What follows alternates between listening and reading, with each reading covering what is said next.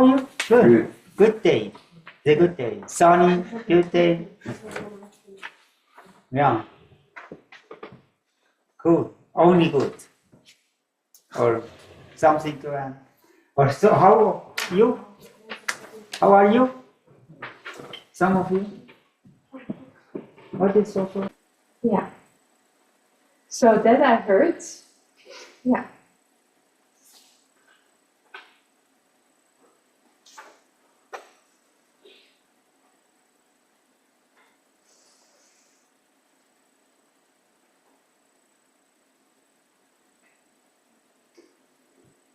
What you said, Avi, that's the main point. So I want to convince you about the Bible gave us the laws. The Bible built our Western society.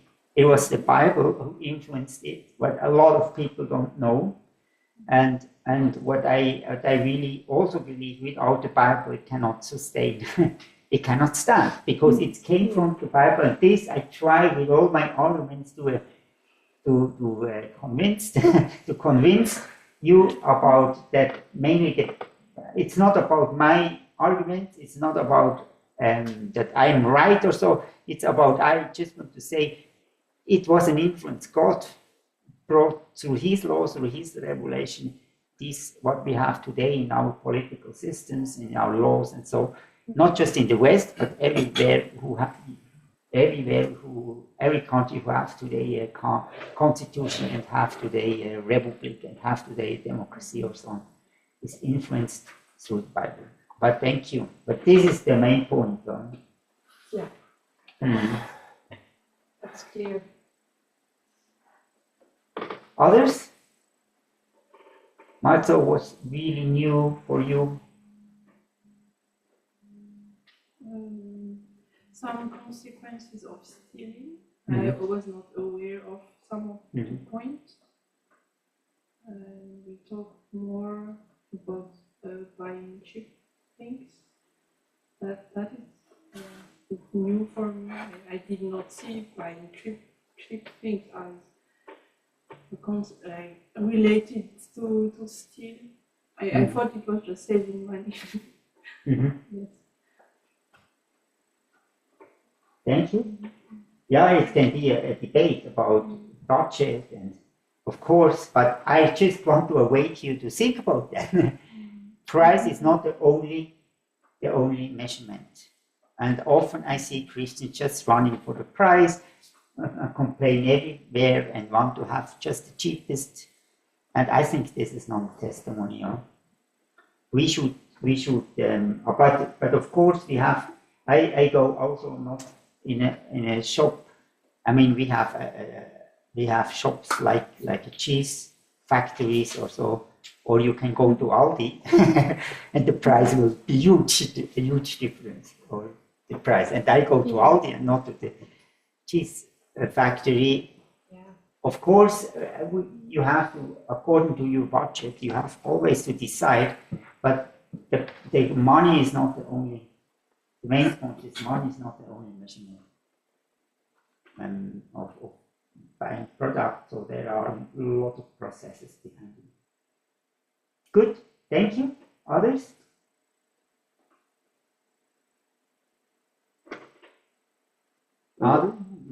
Richie? That the statements yesterday that was mentioned in the stealing consequences, that really made me to think.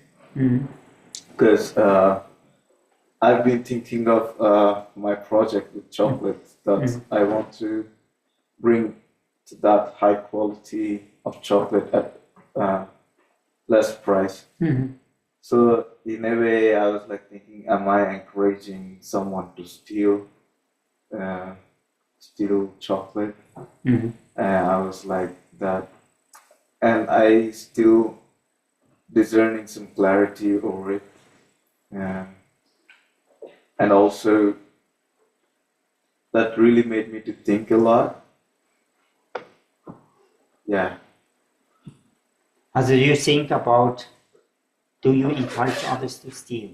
Because if I'm selling cheap, at low price that people can buy.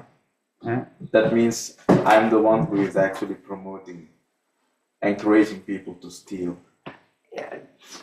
no, would not say that. I mean, look, yesterday we saw Swatch, or they made a watch to a cheap price, but high quality. Or I mean, that was just a brand, and I think it's good to think about that. But I mean, when you have cheap chocolate and you cheat in, let's say, in not paying your staff, or cheating in, like, the children work for your chocolate, or other things like this, or don't pay taxes, make it illegal business, and therefore you have cheap chocolate, then this wasn't good. Okay. But when you do it in a good way, and probably you do it more effective or different, that it's cheaper, that's okay, that's good. Right? That's not a problem to be cheap. Mm-hmm. Yeah. But I think we have to think about, not just look, oh, I do it the cheapest way. A lot of business do that, and then they not commit to the standards of environment care, or they don't pay the staff in the right way, or a lot of things, or and this is not good. And we as West, we buy a lot of things who are made in a not good way, or we have to learn to think about that and ask ourselves what is really behind these products that we buy. But to do it cheap is okay. Yeah? Like Swatch is a good example. They do a good quality but at a low price. And I'm again thinking now, it's like, as you mentioned now, the high quality at a low price is good. So in that way, if the low quality product sell at high price, that is bad. But what is actually wrong if they are selling a low quality product at low price? Isn't it again not good? Yeah, when it's a low quality, let's say, then I think it's not good. That then you always have to decide by yourself. But we should produce a good quality, because let's say have this worldview. This is from John Calvin. That's work ethics, or you do everything what you do for the king. Because when we believers, and then we believe everybody is a king. What you do to do the lowest in your society, you did to Jesus. I mean, this is what he said. So actually, you do everything to a king. So would you produce for a king a low quality? No, you would not. All the people that don't have a lot of money, No. they can choose. Either they buy the expensive one, or they go for a little bit, maybe less tasty or cheaper produced, because they cannot afford. I think, of course, I also buy the cheap milk, because if I buy more, I need to be steward of my income. That's always see what all brands are doing. Also, what we saw in the Swatch industry. Also, the thing is, they produce a Swatch for a high quality, and they sell it to the established people. They make advertising there, and they want to buy this watch because of status or so. But they also produce for cheap price, that they also can address other customers. Yeah. And this is brands here in Switzerland. Every brand makes this. Migros. Did you see the Migros? They have the green budget. Did you see that? Yeah. So that's the cheap brand of Migros. And they have the collection, I think. Our collection is then the high brand of Migros, and they have a middle. So, but actually you buy the same thing. It's just the package is different. The branding is different. And so some people want to have, they don't want that you see them carry a bag with budget. So some people have this status, so they buy other things because this is the quality that's for them. But actually inside, it's actually the same. And a lot of in telecommunication, you have the SIM card, or for one abonnement you pay 30 francs or even more, and for the same product you can have it for 20 francs, even the half. But it's just branding. And this is a business model that you address the customer here with this advertising, selling them to a price that they can afford that. But you want to win the people who have more money, give them a better status, give them a better quality in packaging, advertising, and presenting, and I don't know. So so you can decide what you want. You can also, there is a hotel, and here's a hotel, and this hotel costs 3 times more.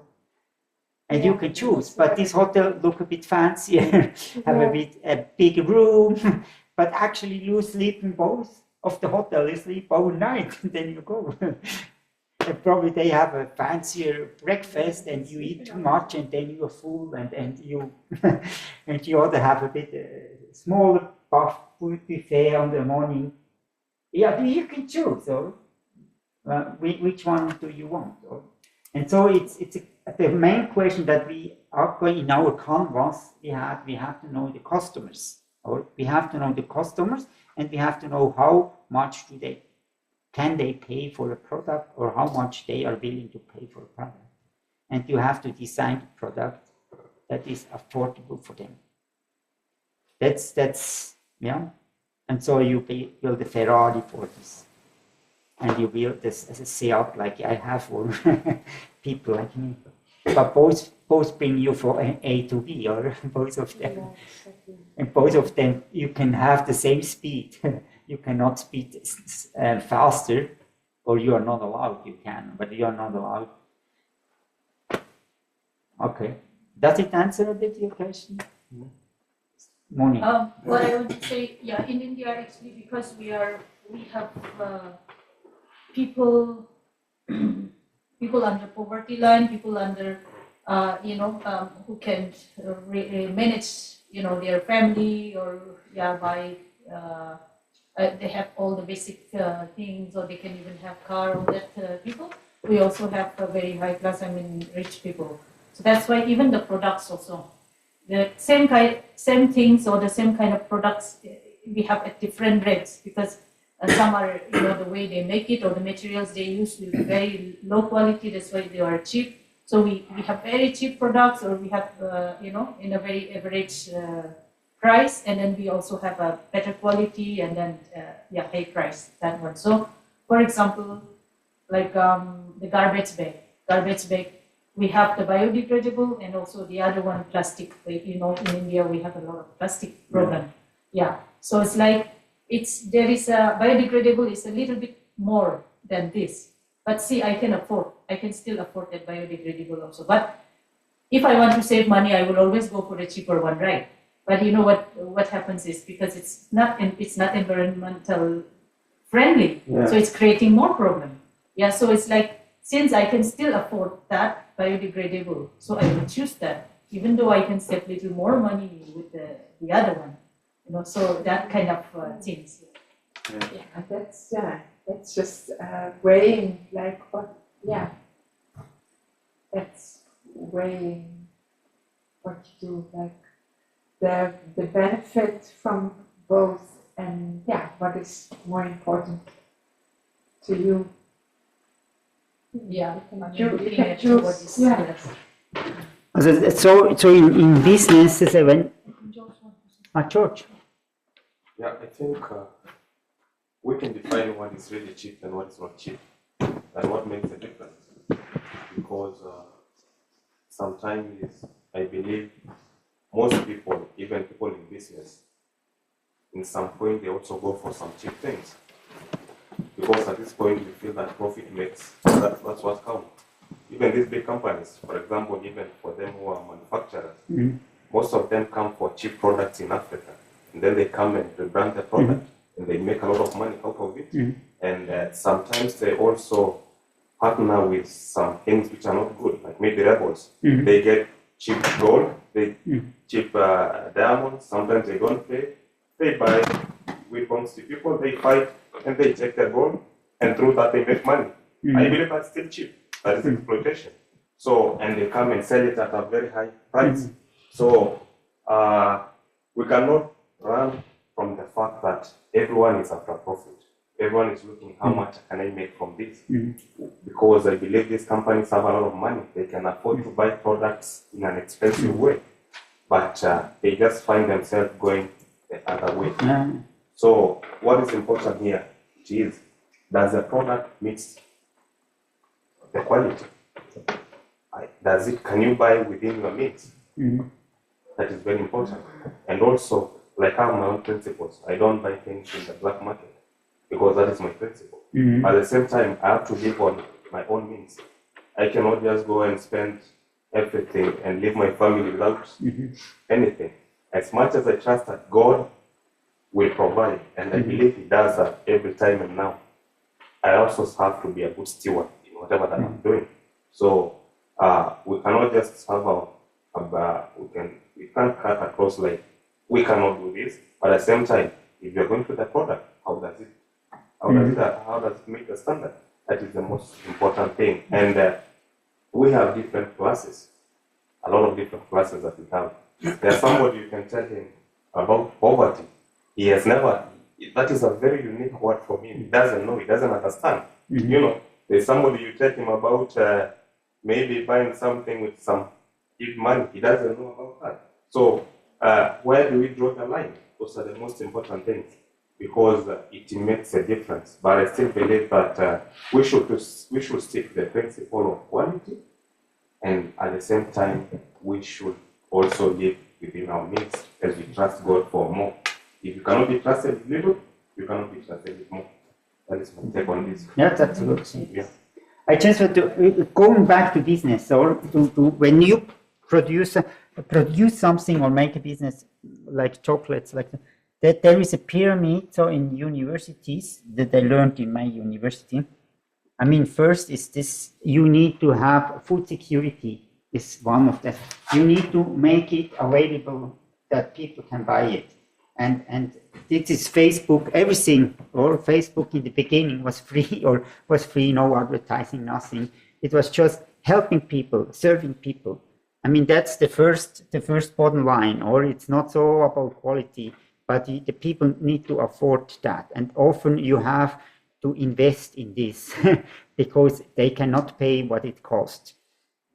But then we, as a business, you cannot stay on this level here, or otherwise you will not survive. So you need to produce then for the market price. As you say, you produce that how much does it really cost, that it is a circle. So you sell it for really the costs, and then for these local people, and this needs to be found out, how can you produce something that they really can afford. And then when you want to grow, then you start to make products that people can afford who have higher class, or you make product with their branding, with a fancy branding. People want that. It's not wrong from a God perspective, but not all can afford that. Do you see here? There are more and less. And in the end, when you want to go global, or like Apple and so, then you have then products that really are for the people, for people who can really afford that, who wants it because it's so good branding. And so you go up, and then you have less customer. But every business has to start here, and have the service to the people, and then you can build up, and then the business say, okay, but we have another branding that is for them, and we do it for a cheap price. Still, this can afford that. Yeah. So that's a bit a business market model. Start always that the people can have it, that the people in your environment can afford it. That is always, don't think about produce something that they cannot afford. Then you will not have really a business that is functioning. So, but when this can, then you can go to the next step. Does it make sense? So then, good stealing. And coming to the Swiss law, I just want to give you the Swiss law. Somebody can read that. That's in the Swiss law, and probably you will be surprised about that. But yeah, can somebody read it? The finder must notify the owner or report the item to the police if the owner is unknown. If the item is worth more than 10 francs, police notification is required. Items found in houses or public establishments must be handed over to the responsible person, for example, landlord or staff. Acquisition of ownership. The finder gains ownership if the item remains unclaimed for 5 years. If returned, the finder is entitled to expense reimbursement and a finder's fee. For items found in public places, property owner is considered the finder, but is not entitled to a finder's fee. Lost property in companies and vehicles, items must be handed over to the staff. The company is considered the finder, but cannot claim a fee. The company must store the item and notify the owner if known. If unclaimed, the company can auction or sell the item after a set of period with the proceeds replacing the item. Okay, that is the law in Switzerland. Also, there is more in detail, but everything is regulated. So when you find something, what do you have to do? You can go to the police, or if you know the owner is. Yeah, and then after 5 years, or After 5 years, you can I hope keep it. you can keep it. Also, that's common. You can go to if you lost your wallet or something, then you go. The best is go to. We have this lost office in cities or even in train stations. You can call them and they can look if somebody found them. And often it's there. So because we have the obligation in Switzerland that you do that, and when you not do that, then we can accuse you before the court. And this is then a penalty. This is the penalty. This is in other law what it would be the penalties for you. But do you see? And how does it sound? Is it similar to the Bible? Can you go back to the Bible? Was something like this in the Bible? In Deuteronomy? You read it? Yeah, Right? I think so. If you find your neighbor's donkey roaming around, bring it back to the owner. Yeah. And so this is an application of that. So what do you do with lost thing? It's not yours. It's not yours. So you have the obligation to bring it back. We always did, every second year we had an auction I worked in an indoor skating park, right? And we had an auction every second year. And you don't know, you don't believe. We had made 5,000-10,000 out of this auction. Because there were so many, we had 30,000 visitors a year, also 60,000 visitors. And from 60,000 visitors, it's amazing what the people don't take with them anymore. Omega watches. And then we could do that, and then we said we do an auction, and in this auction we only when there was only half a year, the material we didn't do it. We should put only the things in it that was older than half a year.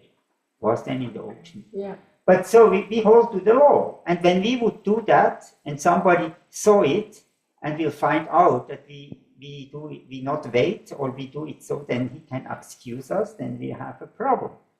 Well, so do you have this law? In Kenya? Yeah. No, we don't have that law. Probably you have. I don't know. Yeah, I don't know. I've not come across. I've read the constitution, but it doesn't apply that you have to bring back the lost item. So you are surprised about it? What? Are you surprised about it? Not really surprised, but I really like it. Yeah, I admire how it works because it stands out with the integrity and the values of the Bible. Yeah. And do you have this in Canada? I'm sure we do. Probably you have. In the Western societies. You probably do. I think in Holland. Not that I know of. We probably have somewhere sectioned it, but. But I think it's important that we understand that as Christians and see these connections and because it's about stealing. We are not allowed to take things that are not ours. So next law is this here. You are not to testify false against your neighbors, or actually you should not lie. Also this is in the Constitution. Man should not lie, therefore people must swear before the court of the parliament that they do not lie. And there are other applications I will.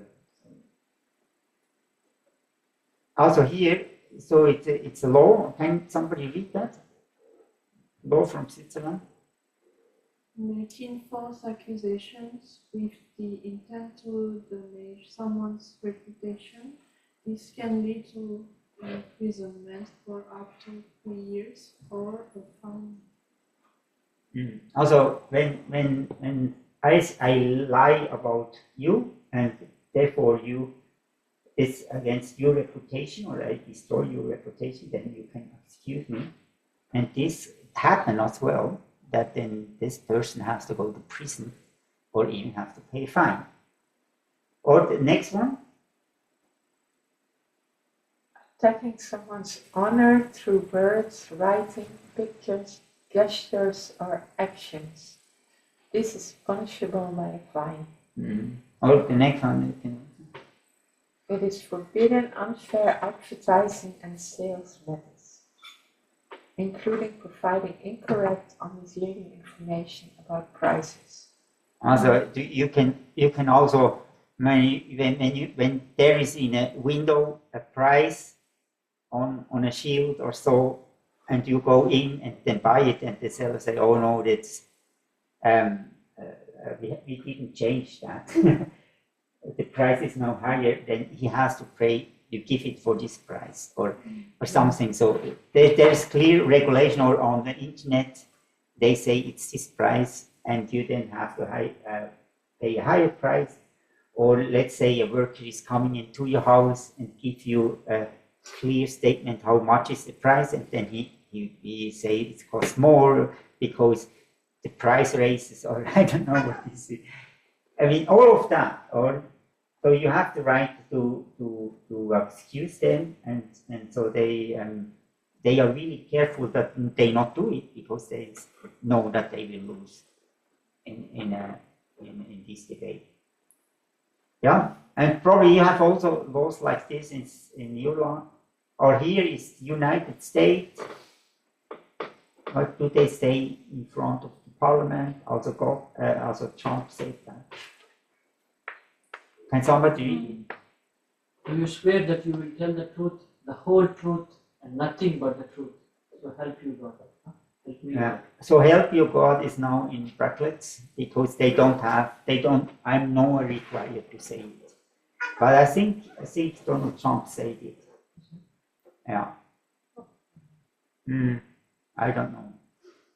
But you see, so we have to swear that we hold to the truth, and Donald Trump had the Bible, or I think he has 2 Bibles, or is it? But he swore over the Bible. So I mean, it's still clear. So we swear. They say we swear in front of God that we telling only the truth, nothing than the truth and the full truth. Or you can also, do you know that you can say when you say nothing wrong but not the full truth, then this is a liar. This can also be a liar. Did you hear me? If you say nothing wrong, but you don't say the whole truth, this can also be a lie, because you can say only half of the information, and to hide the rest because you don't want to say that, it would change the whole picture. So therefore, and this can also be a lie, and therefore the Americans put that. So all the truth and nothing than the truth. Okay, England, Wales, they also have this one. Somebody can read it? swear by Almighty God or in none, that the evidence I shall give shall be the truth, the whole truth, and nothing but the truth. That's interesting. On this, Almighty God or another God? That's interesting. I mean, yeah, I mean, Which it's God? like for the Christians, they would say that one, and then, for example, their previous prime minister, who was a Hindu, he would say, I think, by his God. That's why he put it in the Yeah, I bracket. understand that. So his God is not almighty, obviously. Okay. probably for him. Yeah, so Almighty God or another God. So he believes in a God which is not almighty, but so lying is a difficult thing. So you cannot find out everything by law. It's a character. It's a question of transparency. But when you lie, or then you will lose trust. That's a consequence. Probably not an illegal thing that you do, but it will have consequences. When you are not sure, does somebody say the truth or not? What's happened with you? Yeah, you say, I don't know. So it's really important that you are transparent. And I say a rule is give all the information as soon as possible. Don't wait to give the truth. Say it in the beginning, even it's hard, and bring the brutal facts on the table. People don't like you probably that you say that, but they will honor you and they will trust you when you say the truth. They don't like it probably, but they will trust you when you really say the truth. So bring it to the table, the brutal facts, and don't hide it and don't wait. When you have the information, bring it as soon as possible and say everything what you know. But this is important to build a relationship, to build trust in one another. So therefore, God also put this as a 10 commandment or the absolute law. Is when we lie to one another, then community is not possible, or really living in freedom is not possible. And so that what is in the law is just a reflection or a help. But in the end, this cannot protect us from lying to one another. Good. Then the next one, who can read that? You are not to desire your neighbor's wife, or covet your neighbor's house, fields, his male and female servants, his ox, his donkey, or anything that concerns your neighbor. So just to say, in a Catholic approach, these are two commandments. And the Catholic have the first commandment and the second and third commandment are together, but they divide this one. Just when you want to see that, it's not always exactly the same. Just in the numbering. But so, what does it mean? What does it mean? What could be the Joshua? What do you think? What would be the practical application in a law?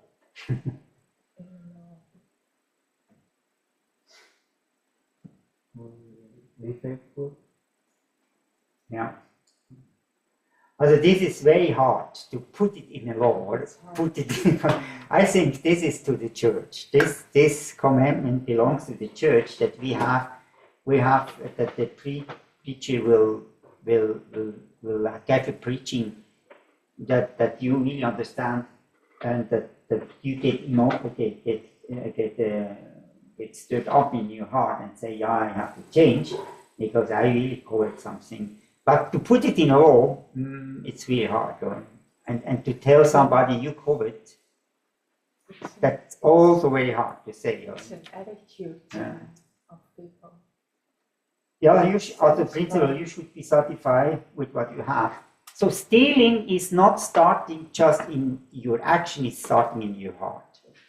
And that is what Jesus say in the commandments, say, if you look into a woman, you already commit adultery. It's not just when you commit adultery. When you say to your brother he is an idiot, then you already killed him. It's not just when you killed him, it's also when you can kill people with your mouth.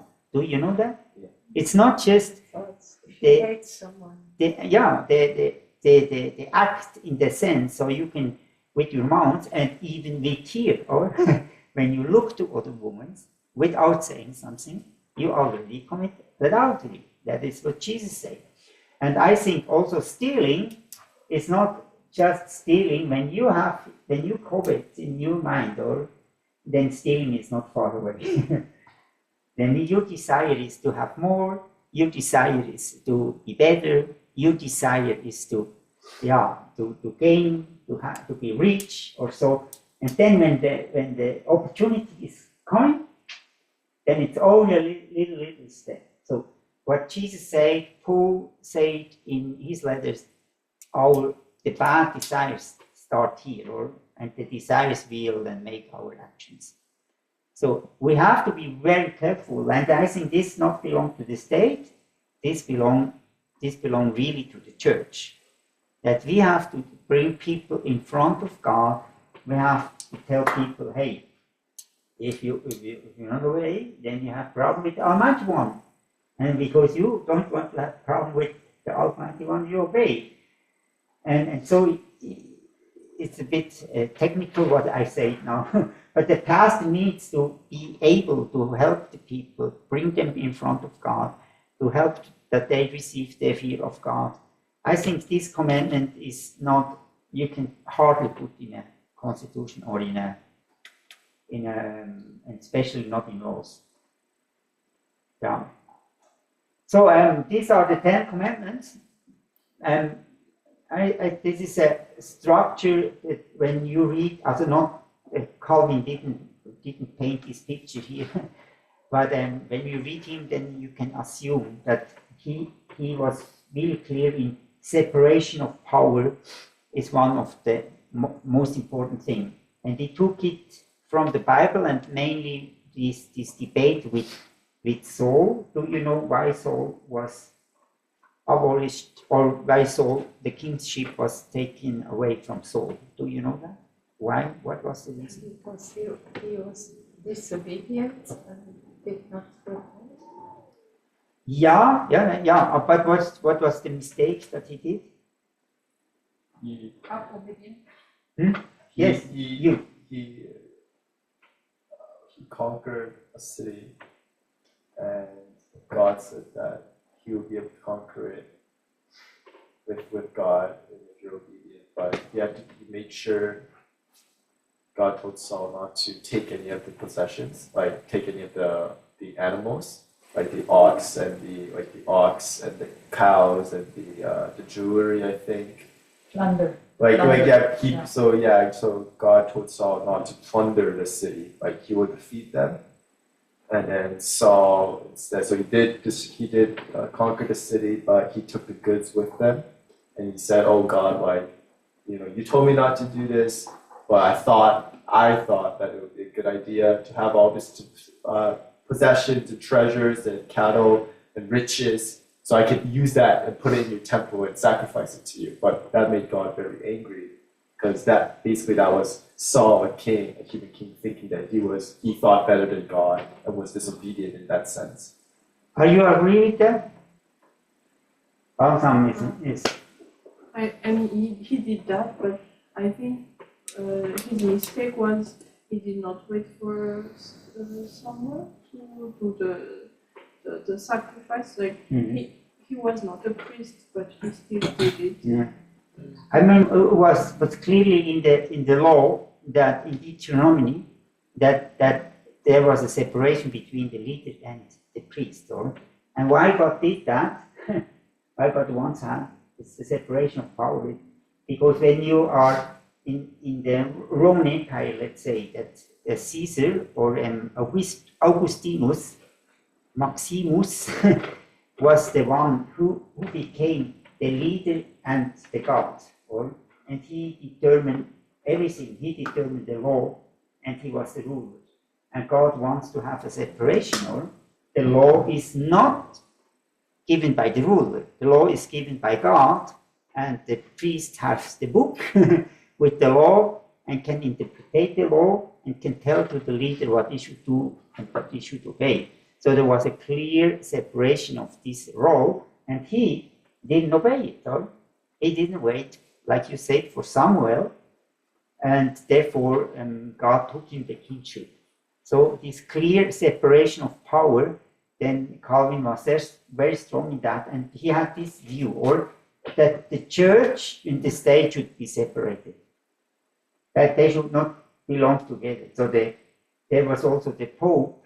The Pope had then in the end a lot of power, in more than the king, or he was the one who appointed the kings, and he was the one who advised the kings. But this should be a clear separation. And also then there is the family and the individuals and the businesses and so on. They all stand on the Bible, and this will be a nation. So this understanding, I summarize it, it's not from him, I summarize it from more what he said, that everybody is under God, and not the church stay over the state, but also not the state stay over the church, and not the state stay over the family, or not the church stay over the family, that all these spheres of society, and you can add a bit more or less or so, but all the spheres of society stand direct under God. So that's what his main understanding.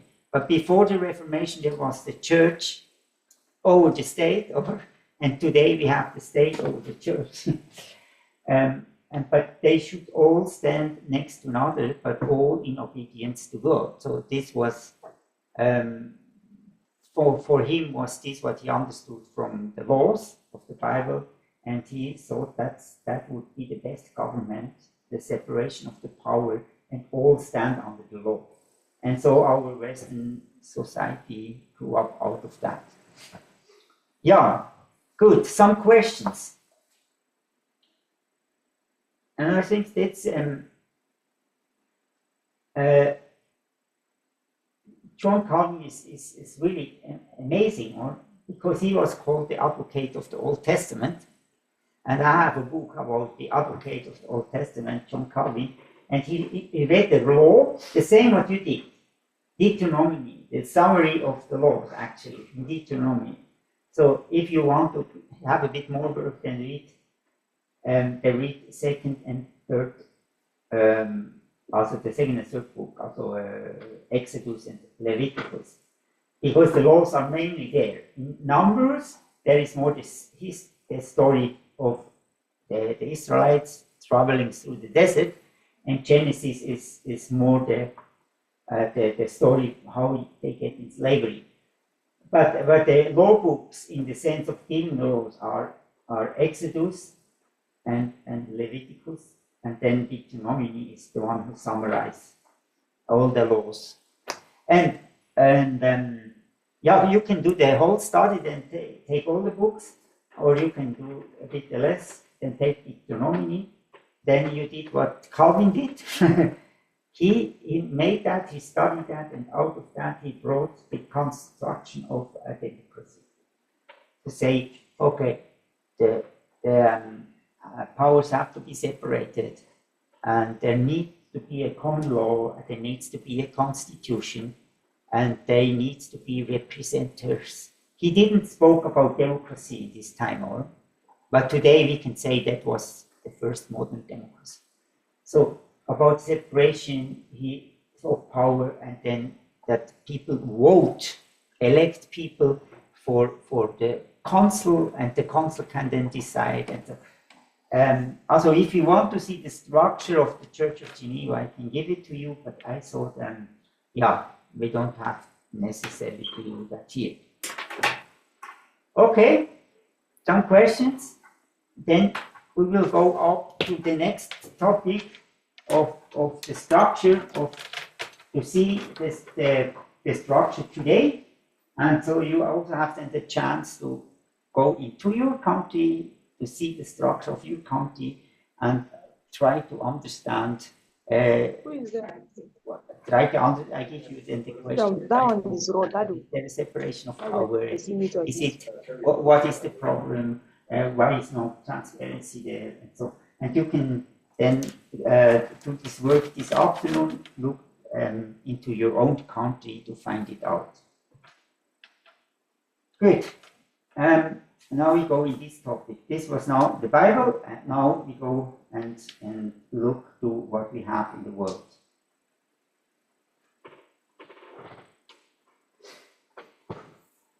Is it okay? Or questions? With that, we finish now this the law thing in the Bible. Questions? Yeah? It's okay? You? Yes. Joshua, do you have a question? Okay. Good.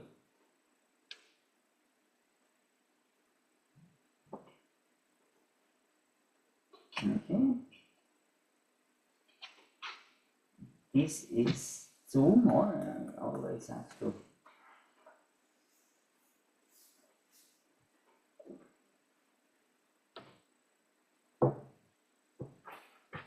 Okay, political system. Also, one thing what we have known is not all have the same political system. Did you find it out? Yes. It's similar. There is separation of power and all this is a bit similar, but there are differences. Also, first, the law system. Did you ever heard about the common law and civil law? You heard about that? Do you have a civil law or do you have a common law in Madagascar? I think it's civil. I'm not sure. What do you have? What do you have? A civil law or common law in Canada?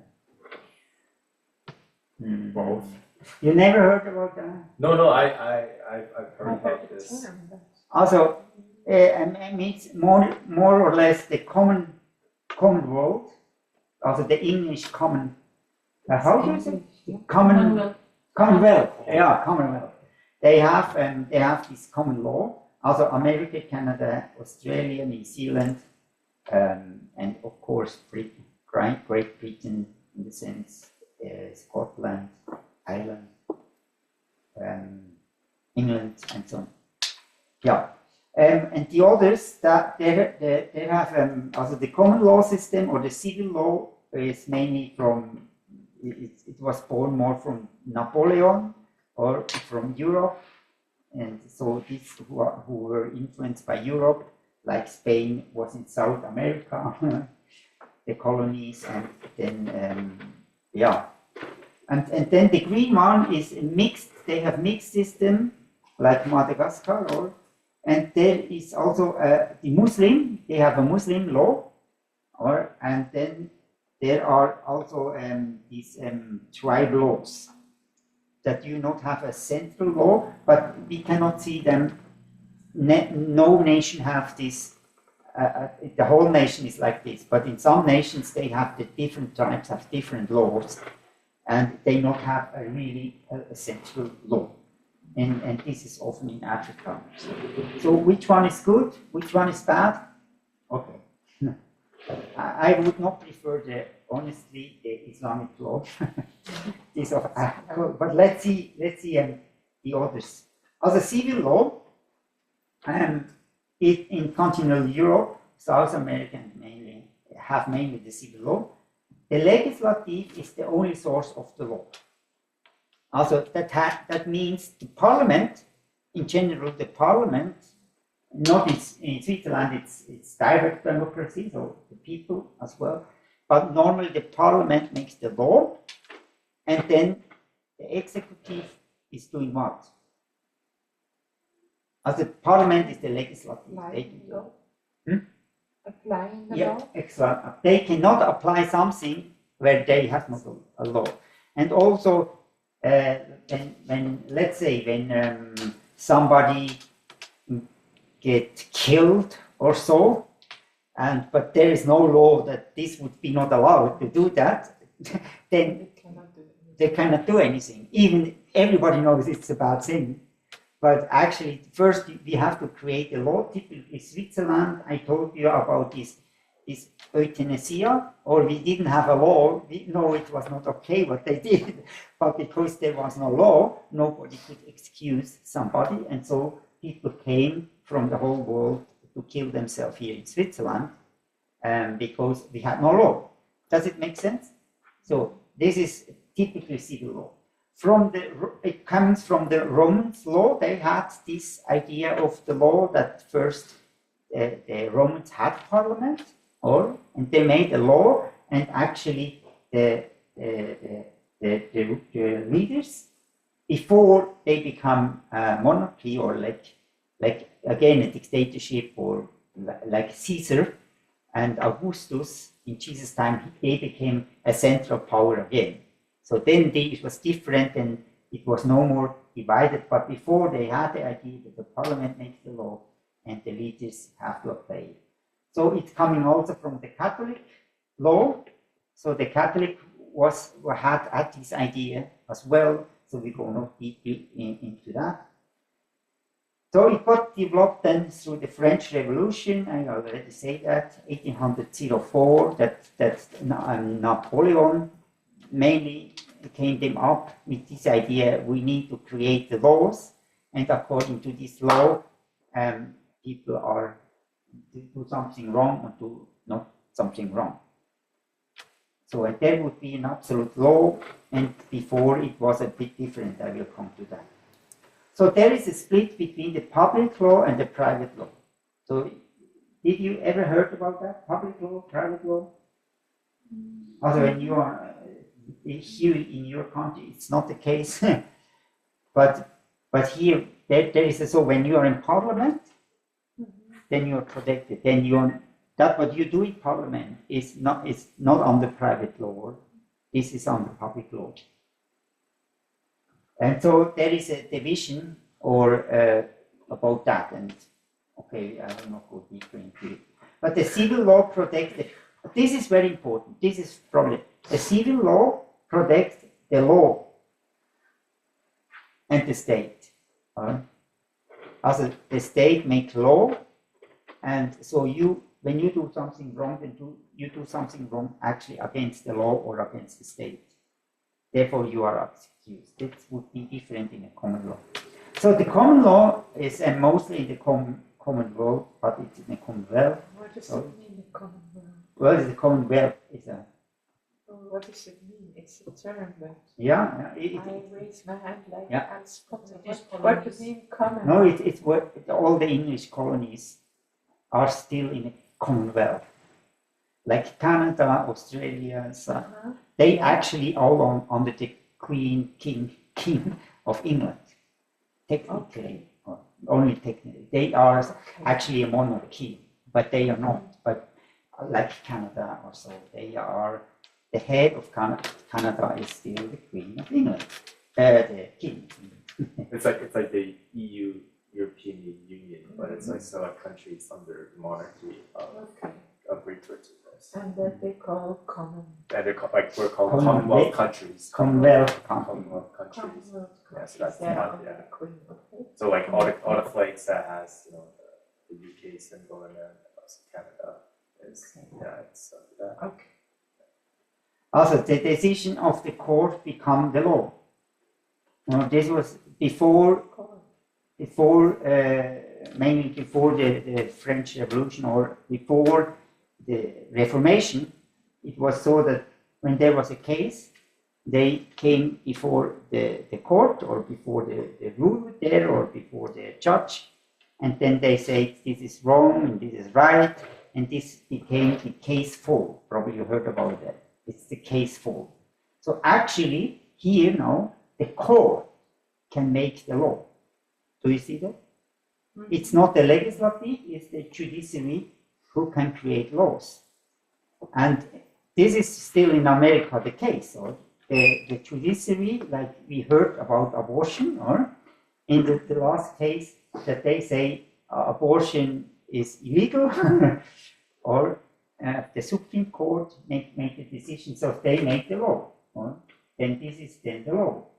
But then this is for the nation, and because every state will dependently also decide about that, or so it's not now the case that abortion is not allowed, or, but actually the Supreme Court decided, and then this became a law. This is, and so the law system is built up through all the cases that were before in the court. And the legislative is mainly there for controlling the government and give the direction and talk about the budget, about the money, and so on.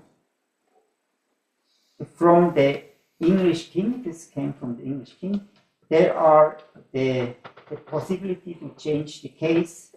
Overruling this is called the overruling, but in general the case is the source of the judges. But there can be an overruling that you can change the law again. The common law protects the citizens. That's now important. So the common law is protecting the citizens. So therefore you not have a law from the state before.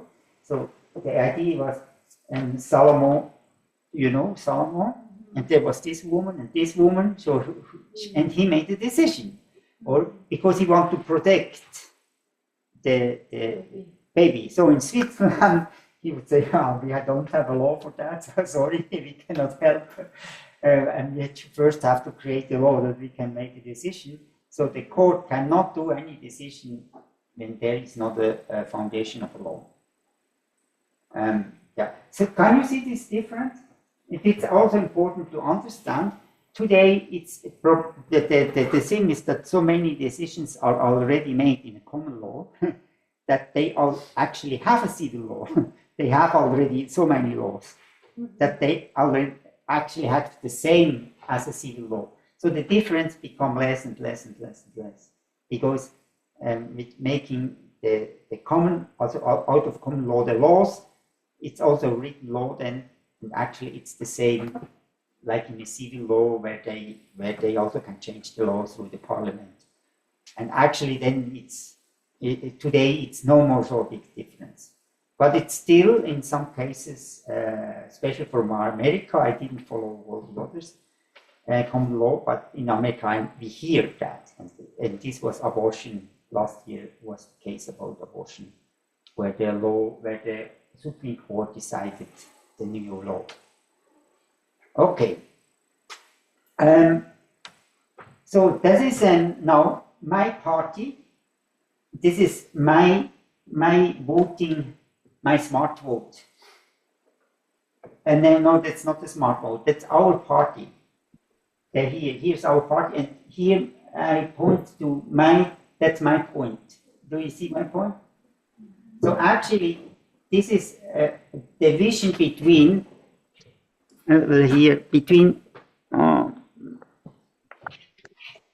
here on this side, or we have actually some politics. We speak about that. We have here is here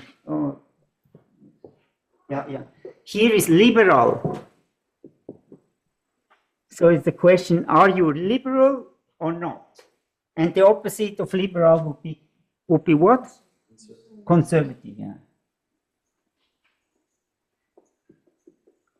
So you feel now out when you are in elections, then you have to fill out, or you can fill out 80 questions. Right? And out of these 80 questions, they give you the position where you stand politically. So you see that I'm probably here, or something like that. So and here on the other the horizontal is just which is left and right. You ever heard about this division, left and right? That makes sense. So we will look then closely what it means. So I would be what? So conservative. Yeah, so it's conservative, not full. Also, I'm not here, or Right wing. yeah. So right wing a bit, but I'm also not so far away from the middle. I mean, We have in our party even somebody who's here. He would not belong actually to our party because I will explain what this means. But so you see, our party is mostly here. Huh? Here is our party. Huh? So when I take that now to, this is the national elections. So many people were in the elections, and you can see from here to here to here to here. Probably you see green would be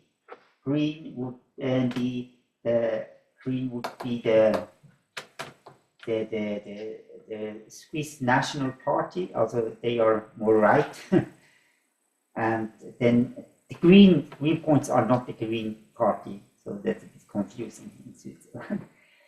But anyway, so just to see, we can then see in the elections where is Switzerland standing, what do people believe, and from every one we can have then a graph. We see that later. Huh?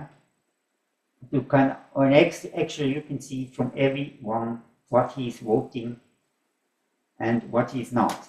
And then everybody who is in the election, he can also answer the 80 questions, and then you see which one of these parliamentarians I agree the most. Then you can see who would fit the most to you, and then you can vote for him.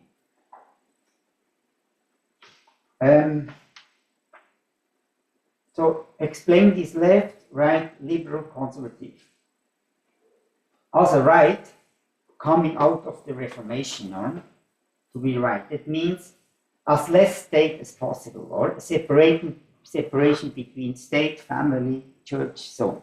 We don't do businesses, so all are direct under God, and not the state should be over them. So as less state as possible, so the state should only regulate what the others not can do, but should not regulate what we should eat, and should not regulate when we go to bed, and should not regulate how big our families would be, and so on. Huh? Does it make sense? Then federalism, or that the power is there where the work is done, or that you not have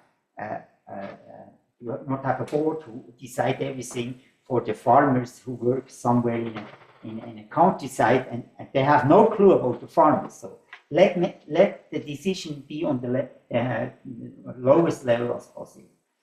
So then less taxes, or they say they believe that when you have too much taxes, then the businesses will go out of Switzerland, they will look for a better place, or they will end in this black market. So put less taxes, then actually we have a growing society, and we have in the end more income. When you have less taxes, then the businesses can invest more, or businesses will come because they have to pay less taxes, and they create new working places, and these workers have then a salary, they can pay taxes, and so then in the end you have more taxes.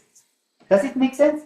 You have more taxes, then if you reduce the taxes, you have in the end more than less, or because you have more work and you have more people who pay taxes, more businesses who are coming, and so on. And when you put too much, then the businesses go out, you lose the jobs, and therefore they can no more pay taxes, and you lose taxes. So that's always the debate between these two. Does it make sense to you? Does it make sense? Yeah. Okay. Otherwise, tell me when you have questions or so. Okay. Good. Men have to take self-responsibility on that. And they always say, yeah, it's not that the state have to take care of everything. Have to look for that you say, hey, when you don't find a job, then you have to go to find a job. You can't just come to the state, and the state will take care of you. And then high ethical values. They say criminals have to go out. We have to clear punishment for criminals. There is not allowed, and drugs, or we don't want to have that they take drugs, and the prostitutes of course, we don't want to have human trafficking and all that. And the other side, they want to liberate everything. Like so, yeah, drugs for everybody. Good. Who is not working should not eat. Yes. So, like yesterday, I was doing little groundwork on chocolate. Mm-hmm. The Swiss company Over Malton chocolate. Yeah. But It's no more Swiss, it's English, but by the way. okay. So good. See, she's still in Switzerland. I didn't know because like they But put, they sold it. yeah, Yeah. because they mentioned Swiss flag. Yeah, because they produce in Switzerland and they still sell it as a brand, Swiss brand. Or So I was doing little groundwork on that, what kind of ingredients they use and all. And then interestingly, I found that they were using cocaine, a raw substance of cocaine in it. Mm. But that is also a drug which is mixed in chocolate. So how come? I cannot answer this question, but I'm sure that they do not an illegal thing. Cocaine is not just bad. Other thing is the question of how much you have cocaine in. But this I don't know. Sorry, I don't. But it's a good observation. You can go and as long ask. as they mention it, what it contains, and if as long as they do it with the license, how much they can put in there.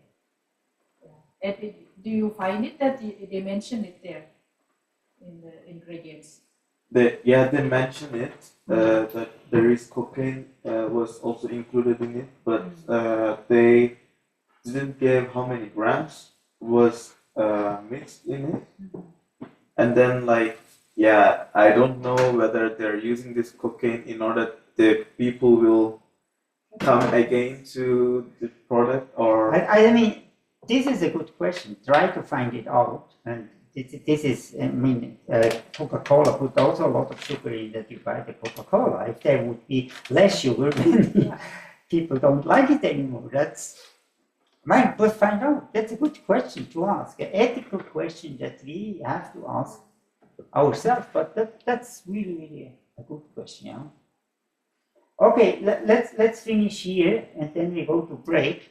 Also, they are sometimes strict or say we don't want to have immigrants or the one who don't want to work and they should not eat. And of course, they are not so social care open, I would say, in a lot of cases. Or they are the AfD in Germany or more strict. This is right. And one thing, they say no debts, or we say that's not good when we have too much debt, we have to reduce it. And the other side, of course, say no, we have to make steps when we not have enough jobs, then we create it and don't worry about that. And so that's always the fight. So a joke before the break, I hope it makes sense for you. It makes sense for me, but I'm in politics, therefore. But Obama was by Hillary Clinton, visited Hillary Clinton, and then the daughter of Hillary Clinton was also there. And so Donald Trump asked her, "What do you want to be when you are old like me?" And then she said, "I want to become the president of America." And then Donald Trump looked to her and said, "Wow, that's good, yeah." Was it Donald Trump or Obama? No, it was. You started with Obama visiting Hillary. No, Donald Trump. Oh, did I say Obama? Trump? Yeah. Okay, yeah, thank you for no, it was Donald Trump. So Donald Trump, and then she said, "I want to become the president of America." And Donald Trump said, "Yeah, that's a good thing. So what do you want to do when you are president?" And he said, "Yeah, I would take all the money from the rich and give it to the poor." And they said, Donald Trump, good. Why do you not start today? And he said, "I cannot start today. I'm in university.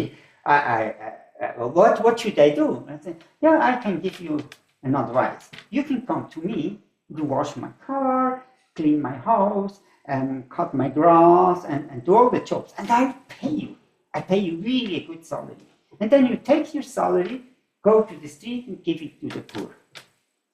And then she looked to him and said, I have a better idea. Why not go to the street to the poor and say that they should come directly to you and work there? And then Donald Trump said, welcome to the Republicans. Yeah. That is just to help you understand the conflict between the Republicans and the Democrats on the other side. Did you understand? I'm so glad. You make me happy. Okay. Yeah. Let's go to the break. I did not get it completely. But you get it, don't you? Yes, yes. Oh, so. And Ezra gets it, and The rich pay the taxes. That was my joke. I hope you understood it with Donald Trump and the daughter of Hillary Clinton. Yeah, hope you understand that. Then limit the big, or the big should always be limited, not the big. That's not good. That Apple, Amazon, and all these things. Okay, leave it up to you. Limit the free market, so the state should control the market, and so should intervene in if they should do that or should do this. So the state say what they can produce. Debts are not a problem, so they can raise. The biggest thing is that we have enough jobs. And when we don't have jobs, then we create jobs, we build infrastructure and thing, and then we make debts. And today, now, probably you heard about raising the budget of military in Europe. They talk about 800 billion or to raise, and nobody asks anymore about that. Where is the money coming from? Yeah, they're raising up the debts, and so they already changed the law in Europe that they can more debt. We cannot do that in Switzerland. We have a law, and before we can do it, then Parliament had to decide about this. And when we are not agreed, then we can have a referendum. And so it's not so easy to change that here in Switzerland. A closed system. So they say, okay, we have like a cake, or there is like a cake. Where is my pen? They have a cake. This is the world. And so we divide the world equally, and everybody have equally a share from it. And then somebody take too more, then somebody have less. So they think in this system, and I think this came clearly out of the atheism movement. The other came of Christianity, the Reformation. This come out of atheism movement. So this is not that today they are all atheists and the other side are all Christians. That's absolutely not the case. But the history is coming from there. That little Karl Marx made the whole concept with the idea there is no God, and so we have to look for ourselves. The world is what we have, and therefore this would be the best system. Good. We already talked about Karl Marx. So my question now: which one? The Democrats, are they right or left? Democrats. They're left. So Obama, was he a Democrat or was he a Republican? A Democrat. Okay. And Bush? Republican. And who was between Bush and Obama? Bush is a Democrat. No. Bush is a Republican. Huh? Clinton. Yeah, also Clinton. Yeah, Clinton was between Bush and Bush. Or no? Clinton was between. But Clinton was Was a Democrat. Democrat. Yeah. So you can see, or can you orient it a bit? And Africa is probably a bit different, and you are not so left right, I think. But you are in, or what would you say? Me? Is Africa also left right? Do you see that in Kenya too?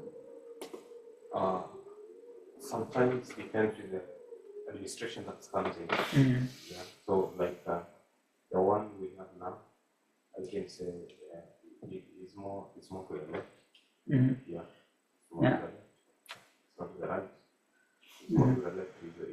Yeah, it's a Democrat. Yeah. Which in some cases I find some things I'm not sure you want. Like more taxes. Yeah. Yeah. So, and there is always the question. So let's take the example from taxes. Or the left say we should tax the industry more. The right say what to that argument? If you tax more, you get less jobs Yeah. Why? because they cannot do so much because they have to pay so much taxes. So Mhm. the more profit they make, the more they have Yeah. to give back to the state. Yeah. Okay. Then you would limit them. Mhm. Yeah. And especially the argument would be, If you make people to pay more taxes, yeah. and they feel that it's not into their limit, they will find other ways of not paying taxes. Yeah. And then that's where you lose the Also, taxes. mainly here, or they go Yeah. somewhere else and produce. And this is the case of Donald Trump, or he want to bring the industry back that they lose since 20 years. America lost all this industry, and this was mainly not just because of taxes, but the prices was higher than it's higher here than in Canada or Mexico, one of the biggest. And then they put their industry out to Canada, Mexico, or other countries. And this is the problem, or this is the problem of Donald Trump. So I'm not for or against Donald Trump, but I think he really, this makes sense. This makes really sense that he wants to raise the tariffs, that the industry come back to America. If this will be the case, I don't know. But this is the main understanding, because America is doing a trade deficit. Also, that means they sell to China, they sell products, and China buy products from America. Or they sell to China, and China buying products from America. But China, I think they sell 3 times more than they buy. Also, the trade deficit is enormous. Mm-hmm. And for the whole world, America is doing 1 trillion deficit every year because they not produce enough, but they consume a lot. So we come later to that. But this is a problem, or the question is the taxes only the problem or what? But when you put too much to the industries and it's too expensive, they will go find another place. That's the case. Sorry. Just a question on that. Does this just go down to how much they sell and how much they import and what they export? Because I'm thinking of maybe to also have the kind of manpower and cost of production, all things. Mm-hmm. Because as we know, China can have a lot of manpower and also maybe some advantages more than the United States. So I don't know, maybe if that can be the answer, or maybe USA can still think about it. Also, yeah, the answer, I don't know. I'm not God, I'm not a prophet. The problem is that Trump doing in a way that, of course, also problems in relationships and other things. But I think his strategy, America have to, when they want to get healthy again, when there is a sick patient, a sick person who needs to be healthy again, they have to come down from this deficit. And the only way to come down is to produce more, to buy less from foreign countries and sell it. That's the only way. It's in Africa, the only way how you can stabilize your currency, how you can come out of this poverty is when you start to selling more than what you buy or have it a bit equal. So it's when it's a bit the balance, it's not a problem because your income of a country is not just the export-import, it's also the industry in the country itself, or that there are like two points. But when you do a lot of deficit in your trading, then your currency will go down. You will have a lot of problems. So that's the only way. So why its function, I will come later then to that, why its function in America different? Why can America make that big deficit? And who is paying this deficit? They can print money. They can print money, yeah, and we have to buy this money. That's the point. But I will come later to that. This is here. It's just about left and right. Does it make sense? So this is constantly the debate in politics. Even they have clear left and right, but some are always see this way and others this way. And the question is, what is really the right thing to do? So that's that, and that's everywhere. But when we understand it, and we understand a bit more, okay, and probably we understand a bit more the worldview behind it, and where, and probably how can we stay to that, or what is our opinion to that. Good. The next one is this liberal conservative. Also liberal, that means come from the French Revolution, liberté, we want to be free, no limits, can do whatever we want, no one has to tell me what I have to do, a capitalism, no limits for businesses. I mean, this is also they would say, okay, gender or not, that don't care about gender, so we just want to make business because they are very liberal in this way as well, not just in business, but also to do business, whatever you can, don't have values or the moral issues. And also, let's say when they are strongly for marriage for all, or because this will bring business again, and they just look from the business side what will raise, but they don't really have values. Yeah, I thought liberal is usually what we have left. They are liberal, but that was also like you have to limit big businesses. Like they want to limit those. To the liberals? Yeah, the left. Yeah, the left, but not the liberal. Oh, but there is now liberal left. Do you see? It's a matrix. It's a matrix. So liberal left. But now we are just on this. The concept. But you can be here, or you can be strongly here. So you can liberal left, or when you have this, then this would be liberal left, or and they can liberal right when they hear, then they want to have business, or they just see businesses, and but they are very liberal in let's say, they are also very liberal in gender questions, or so free capital market, free sexual choice, man is free, self-responsible, you don't need a law, and often they are called liberal. Yeah, they are called capitalists, or these are the typical capitalists. They look free market, money, so, and everybody is self-responsible, everybody can do what he wants, and there are no more limits. So in the end, it's anarchy, or the strong is surviving, but they don't want to have law. They don't want to have laws who limit them. And the conservative, coming out of religions and tradition, they like tradition, to have it like it is. Don't change. When you change, then they always say, but the people will not accept that, or we cannot take this away from people, or they are very value-oriented. They say, marriage is between man and wife. They often very religious and have values from God, and don't just do what they think it's best. And man needs limits. They are often, as a Catholic Church is very clear, or they have a pope who say them what to do. They like this hierarchy and think that's the best way when there are limits and we cannot do what we want. homosexuality is bad, man and woman should be a family.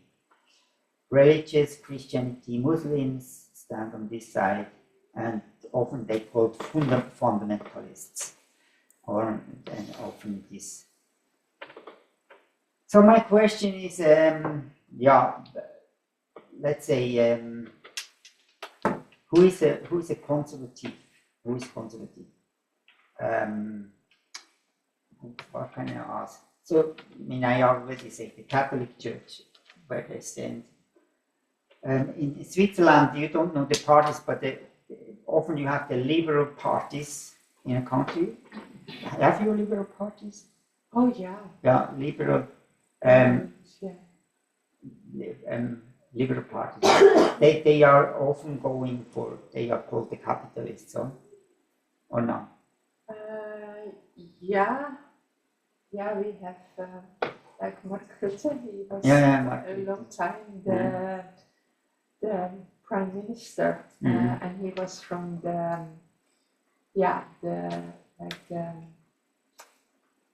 how you say, the middle class, the business people. He was very much for the business people. So yeah, capitalistic, like this, the economy must grow. Very much for this, the business people. Yeah. Yeah. So that we have, and it was, I think, liberal as well. Yeah. Thank you. So what do you think where would China be? The rulership of China? Liberal, conservative, right, left?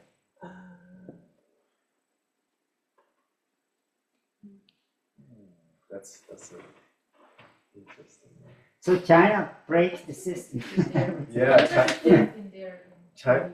China is a unique country because they're. Also, China has only one party, or they don't have it, democratic. CCP. Yeah. So what are they? What they believe?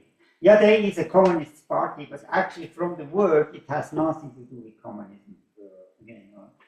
Not direct nothing, but it's not. My communism is the same thing as socialism. It's everybody have the same, share the same. So like this socialistic idea is no more there. I think just based solely on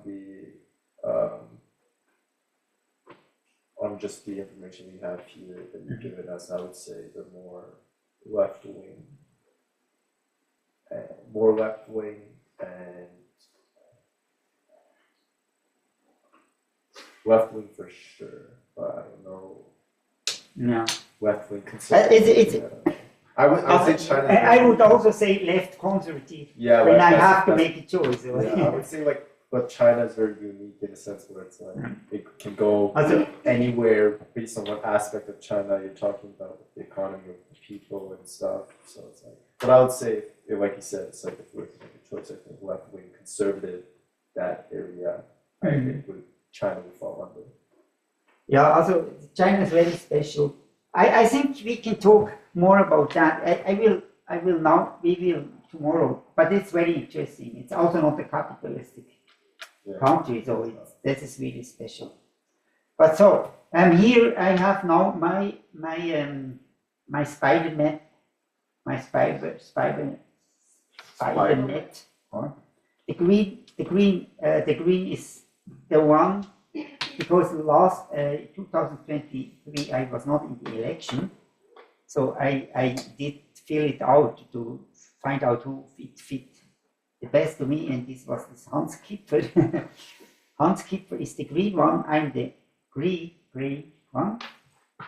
Good to see the difference. So this will fit together, and so here is, then you can see law and order, or you see that we are almost the same idea of law and order. Also that means, do you want to have more order in a society, or the state to give more law? And so I'm not absolutely liberal, but say no, we don't need the state. But I also not say we need too much. So I would say the state should have some, but not too much.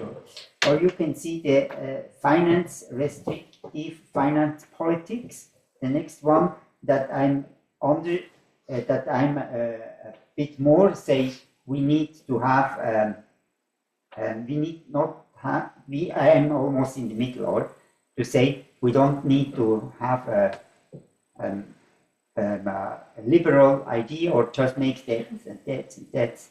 So it's not good. So I'm very conservative, more or less. I say no, we have to strict. We can only pay what we earn more.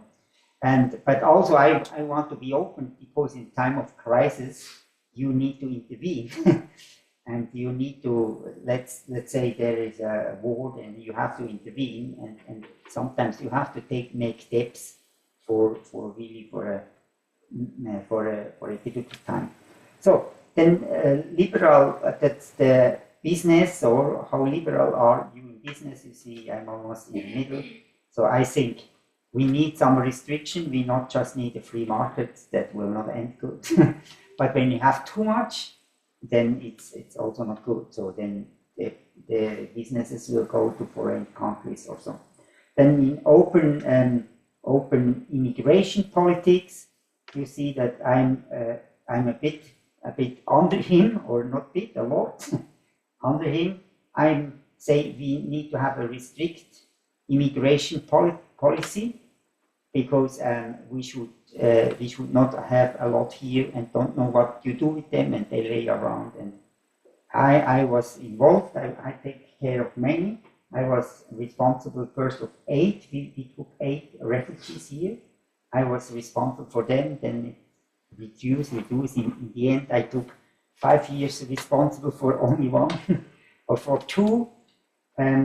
Yeah, I know what this means. I mean, it's not fun for them, because when they don't have identity, they have nothing to do, lay around here in this country, and we just feed them. It cannot be the purpose of their life.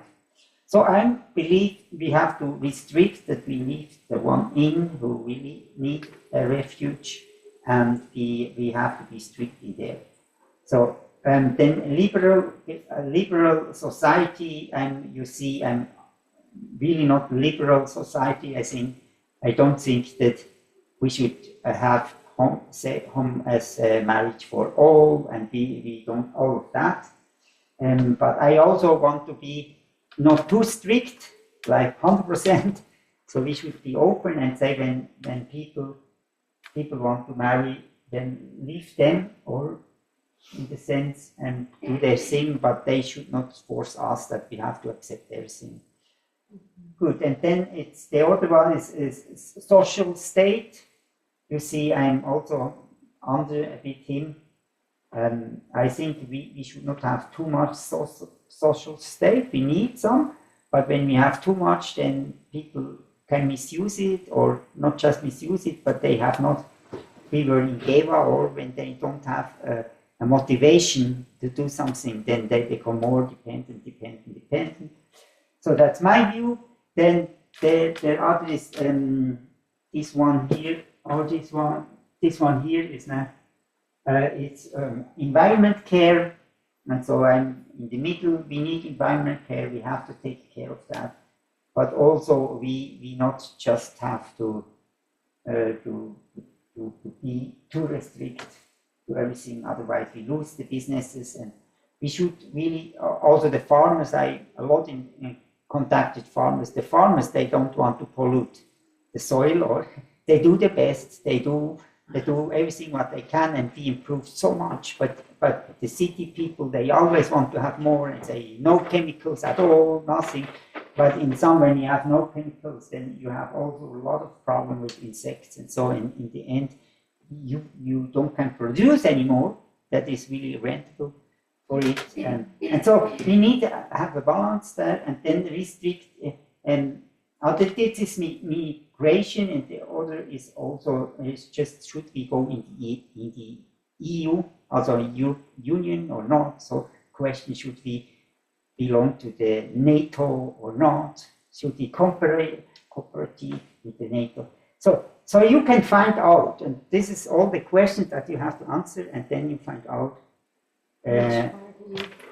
which one you fit the best. You know? So it's kind of like, you say this is like kind of like a filter and a survey kind of like a testing?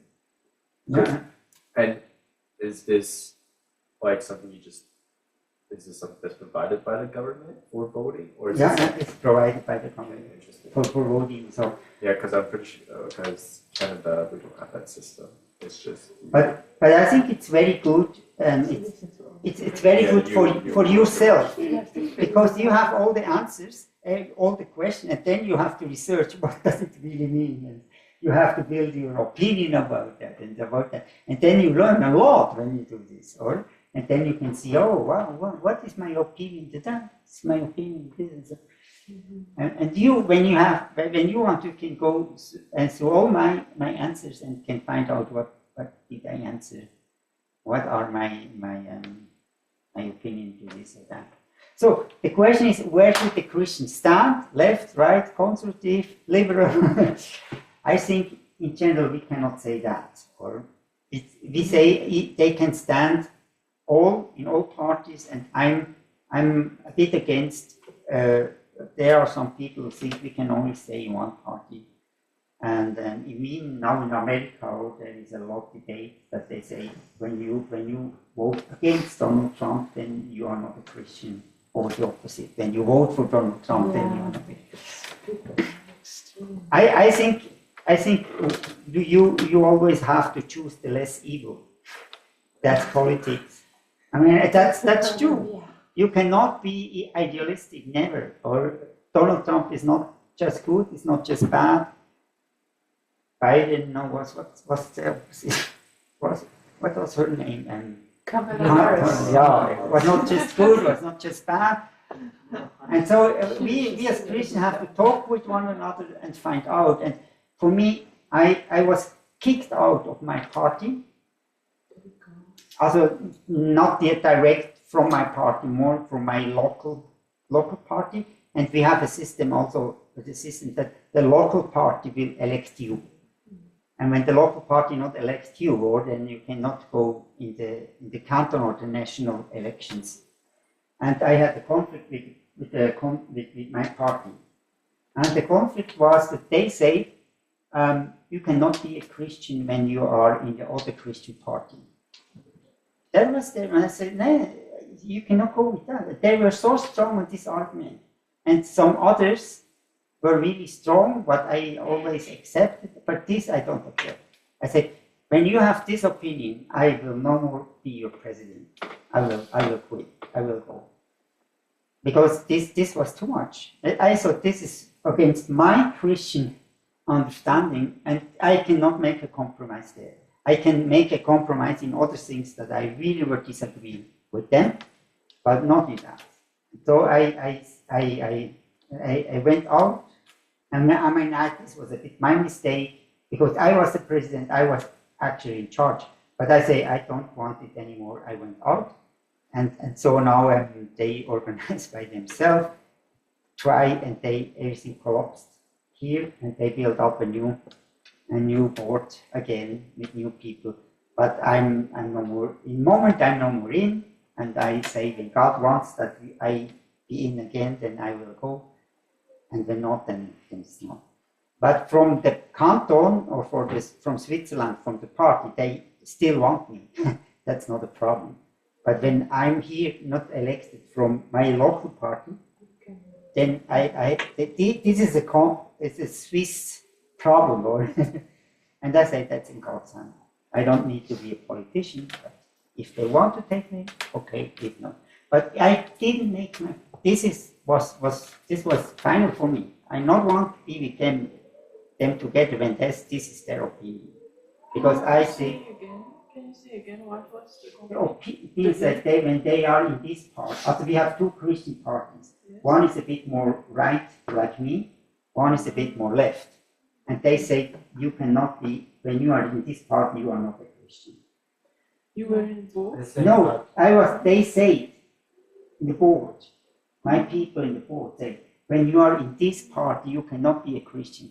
And I debate, no, you cannot say that, and they hold on this point, and I say. What were their arguments? Because I always Yeah, try to look to their motivation. Why do they say that? What is their Also, underlying when we go back to thoughts. here, then probably you can I find mean, out. you don't no? have to go into it, but that would be my question. Yeah, that's a good What- question.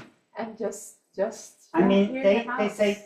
they are. Then you can True. also give counter Yeah, arguments.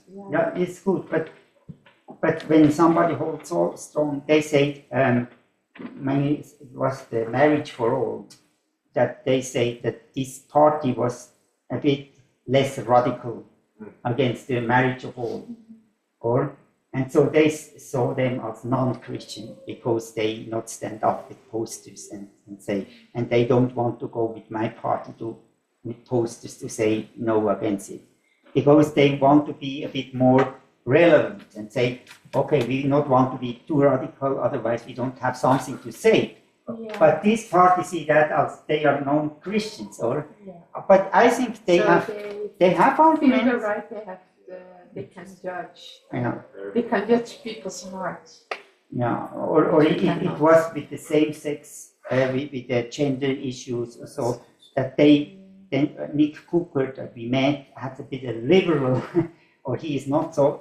I think he's a brilliant guy, and we saw that God put him on this position, and I think, but in his view, he is not standing up a poster against that, and so the other Christians think we have to do that. We have now to fight that. We have to fight against abortion, and they stand up and poster up against abortion. Do you see the conflict? I see, but God isn't God radical. Yeah, I show you the conflict, Yes. but see, I think if you want to reach something, sometimes you have to make compromises. To be black and white, you will not reach something. The world is not perfect. Also, one example, a good book to read is from Bonhoeffer. Bonhoeffer, was a Swiss theologian, and he was probably a bit more on the Swiss or German? German, on the left side. Okay, I used But- to call him Swiss. But it's not about left and right. But he said he was in the attack to kill Hitler, and he was involved in that. They planned to kill Hitler. It failed, and they took him in prison and asked him, "Are you involved in this attack to Hitler?" And he said, "No." So, and it was clearly a lie. It was a lie.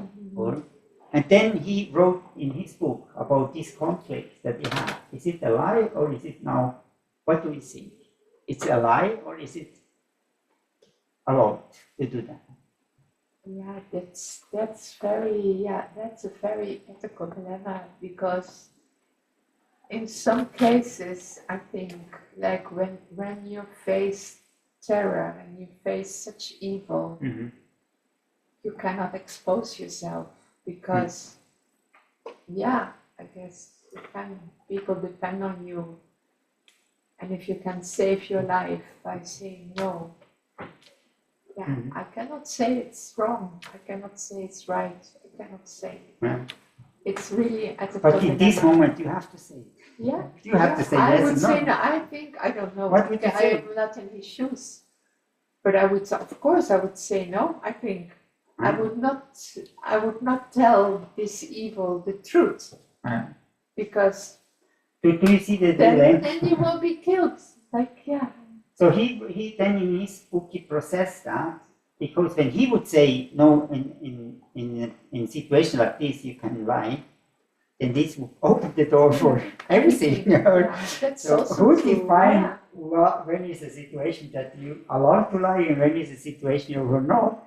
And so he wrote then, and his conclusion was then, and he said, the world is not perfect, and you have to choose the less evil. But I know I'm a sinner, and this was a sin, and God died on the cross for my sin. I'm still a sinner. That's my sin. But when I would say the truth, this would be also sin. Yeah, the same thing. So you can Because then choose you both, will and disregard because your when life. I would say the truth, then my colleagues and all who were involved, I have to to handle them over. So all my people who I were around, they will also get to them, and they will also coach them. So I protected them as well, or therefore I lied. And so he said, but it's still, he said, but it's still a sin. Yeah. But people are not able to live without yes sin. or no. We can say. And when you What think, do you think? Like, yeah, when you think you can live without sin, then cannot. you not understand the cross. you sin, and so there are situations this is really critical, but there are situations where you have to choose the less evil, and sometimes, let's say, yeah, I mean this is a good example. But when you are in politics and you have to find freedom with the people, and this is very important, then probably you say you are not too radical, even you want to be radical. Also, another example, the Minister of Health, I met him, or we had this question to him about Corona. And the Minister of Health, he's also Christian, he is by the right wings, he was not for vaccination, but as a health minister, he advised that people should have a vaccination. yeah, I think So- that is wrong. And he said, in this case, yeah, because I have to say that, and you can say it's wrong, but he said because of the pressure that he had from all the politics, all the things, in case of having freedom, I make a compromise and say, I not commit, but I advise to make a vaccination, but actually I'm not for it. And often this is the case. So this is politics. Do you have an example in the Bible where it was okay that people made a compromise? Because I don't believe it's right. I still believe it's not right. Like not just Are they about now that, in the sense of to make a compromise, it's okay. You say yes, sometimes you have to make a compromise. Where? In the Word of God. I think when we form her for this example, hopefully it makes this sense example, for you. But even Do you there, have a Bible example? Well, It's in the context of what we're talking about. It's quite difficult to see, right? But yeah, Richie likes to say. like I do believe there was a situation in Abraham's life where his wife Sarah was kidnapped by Pharaoh. Yeah, that's a good one. He had to lie that she is his sister. Otherwise, Did he have to lie? He did it, he but made a compromise. But it did was the not- Bible say that it was okay? But see, also I believe okay that you cannot live without sin, and Of you course, stay but it's stay no up. Let's say excuse. my kids. My kids have a problem, and in the end, I have to make a compromise. I probably what I say would be against this child, and when I say something else, it would be against this child, and you cannot.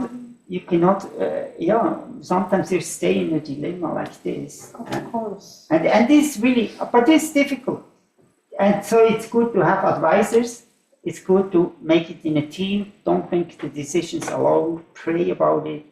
And I have good friends on the liberal side who are more doing compromises in all of that. And I really, my Nick Cooker or Mark Yost. Mark was a really great example. And we had him in Davos, probably. But they stay more on this side or On what side? on the liberal side. Okay. But they are really, from their face, they stand to that, and I really appreciate them very much. And my colleagues in my party, they often are so radical, and they are often also, they say, we should kill all. No, they don't say that, but they have sometimes a radical view, stop the Muslims, make do that, and so, but I think when you take care of a whole country, then you have to take care of all the people and not just of the Christians. And so on. So I leave that. I think. Well, I read a philosopher in India, Rabindranath Tagore. He was saying about this, particularly about life.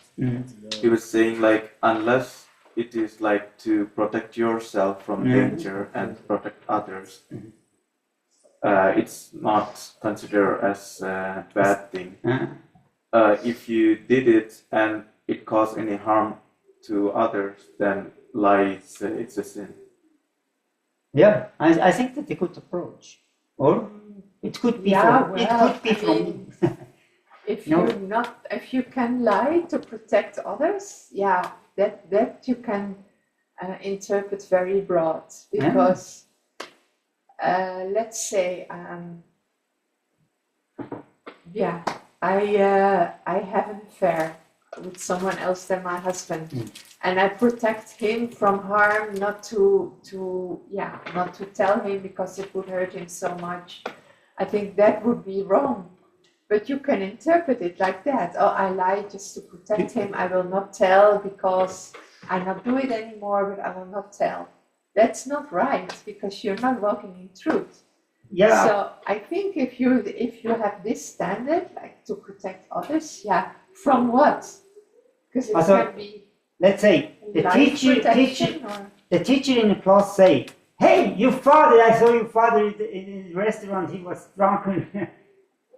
Is this true? And the child said, "No, that was not my father."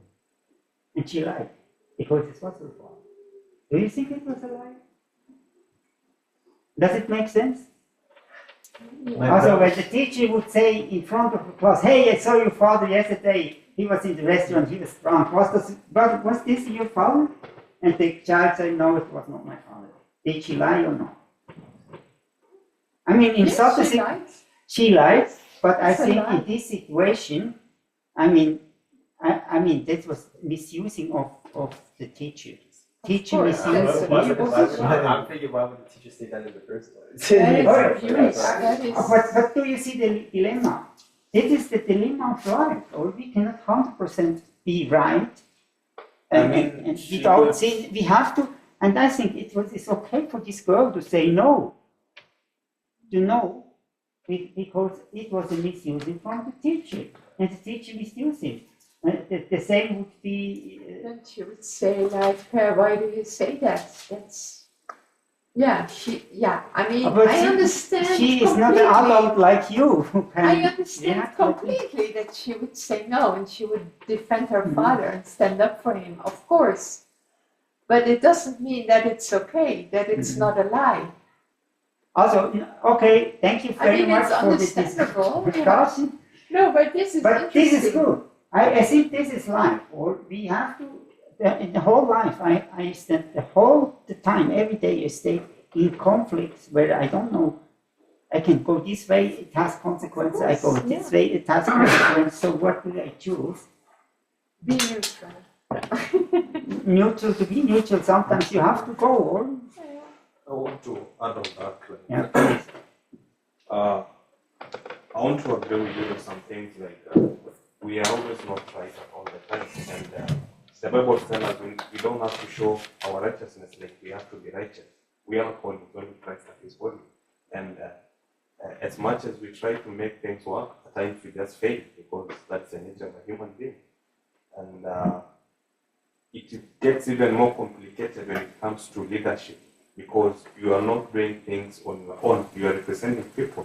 You are there defending your country. You are defending your community. So you are there to make a lot of mistakes. Some that you didn't even want to make them. For example, like if you read the Bible here, Romans 13 verse 4, it tells us that for the one in authority is God's servant for your good. But if you do wrong, be afraid, for the rulers do not bear the sword for no reason. They are God's servants, agents of wrath to bring punishment on the wrongdoer. How does that relate in this? It sometimes think like it's okay for a king to do something or even to kill, because that is at some level it happens, and even in that context, there are some kind of things that God allows to happen because of the situation, and we saw that happen with David and all those things and everything. But the same Bible tells us that it is not good to kill. You should not kill. You know, so we should just live like human. As much as we try to do things right, we also have to be to see things the way they are, because it should be like that. That's my understanding. We are not saying that we should do evil, but we should also accept the fact that it happens, and that's why the grace is still sufficient every time for us to go back to God and repent and tell God that we done this, we are not meant to do this, and you have to make us at least sanctified. That's what I can bring this into conclusion. That's my idea. But we cannot only just be, I am liberal and I'm liberal, I'm conservative, I'm from the left, I'll be from the left or the right, and so it is for a Christian. I don't believe that, because you should be at some times a liberal, at some times you are left, some things you're right, and I always say to my people, or I always thought, I could be in both parties, I would have the same opinion. But it's not I mean, yeah, but it's a really good point. Yeah, to add on to that, and I think this is what, has been very apparent in what I've seen and what I've observed, is that people put too much importance, priority, and value on the wrong things. For us as Christians, it should be very simple. The teaching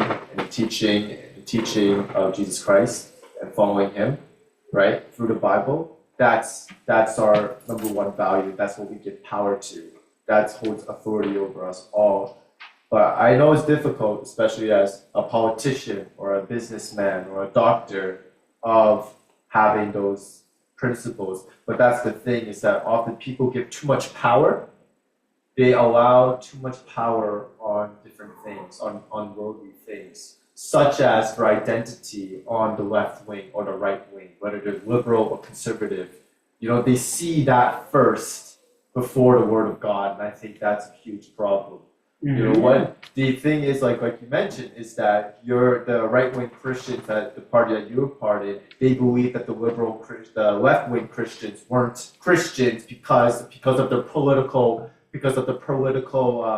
priorities and their political tasks. But that's the thing, in the sense, those right-wing Christians really truly believe that, hey, their political identity was more important than why they follow Jesus, and that's why because they put that over Jesus, and I think that's a huge problem. That stems for everything, right? As soon as you allow something that's not Jesus and not from the Bible to have the value and the importance and the attention of putting it first, such as your political identity, such as your social study, a social status, or your ethnicity, or your nationality, or your family tradition, whatever it is, whatever you put that out before, as a Christian, you put that out above Jesus, then no wonder you have such a hard and confusing time, because you're living like, let me see, you're not living a life of truth. You're not living a life dedicated to walk humbly and mercifully, right? And righteously. And that's what I think, is that we give too much power to titles and positions and roles, right? And political ideas, rather than what we matter. We give it to one man, the man so holy and so perfect, because we're sinners, right? And like you said, we're all equal in front of the cross, right? And if we don't value that, then why do we believe in Jesus' sacrifice in the first place? And I think that's so important. And I know it's a little bit harder and it's a little bit more complicated in politics, for sure. Why? Because you are in an environment where you are not your own opinion, right? You have to consider many other people. But aside from that, I think on an individual perspective, the moment your absolute authority and your absolute truth becomes flexible, and it becomes left-leaning or left-wing, right-winging, or whatever it is, and your political criteria and standard defines what means to be a human, then I think we're on the wrong track, right? So I agree with George talking about there's a time to have, and we tie that back to SPCW's model of examining all things, right? We want to hold things that are good. So we want to take things that are good from the liberal side or the left-wing side, and and we want to hold what is good to the right-wing side and conservative side, right? And that's the thing is that, and I think there's a time for everything. Like you said, there's a time to have was a liberalistic or left-wing values, and there's a time to have radical conservative values, right? And that's the thing. But like you said, we're not living in a world where it's black and white. It has to be. We live in a gray world, and the only one that gives us color is Jesus. And that at that situation, we ask for the Holy Spirit to guide us. But that's what I'm saying. We don't allow the Holy Spirit to guide us in politics, and that's a huge problem. So just to end that, because I have to give you the word for this afternoon. But just one thing, the left wing, the main statement is to look for the nation's best, or it's coming from Jeremiah. So the cities, the best for the city, and the others have, we have to be true of the Bible and the commandments and so on. Both go back to the Bible. Okay, but this can also happen here, not just in politics. Also, I remember that one by Corona breakout, I had a phone from one who said, "Do you come to demonstrate in Bern against the Corona things?" And the others were really scared here and want to follow all the rules. And both were in leadership. You have the same, not just in politics. These conflicts you have in churches, you have in families, and so on. Let's go to the word. So there are republics, and we call about republic, and there are 4 different forms of republic. And now this afternoon you have to find out which one do you have, which system you can't have, and on Friday you present in your system and explain about it. So 4 is the presidential, a semi-presidential, parliamentarian, and the direct democracy. That's Switzerland. I will explain this a bit better. And then we have monarchies. We have an absolute monarchy, that's Saudi Arabia, Brunei, Eswatini,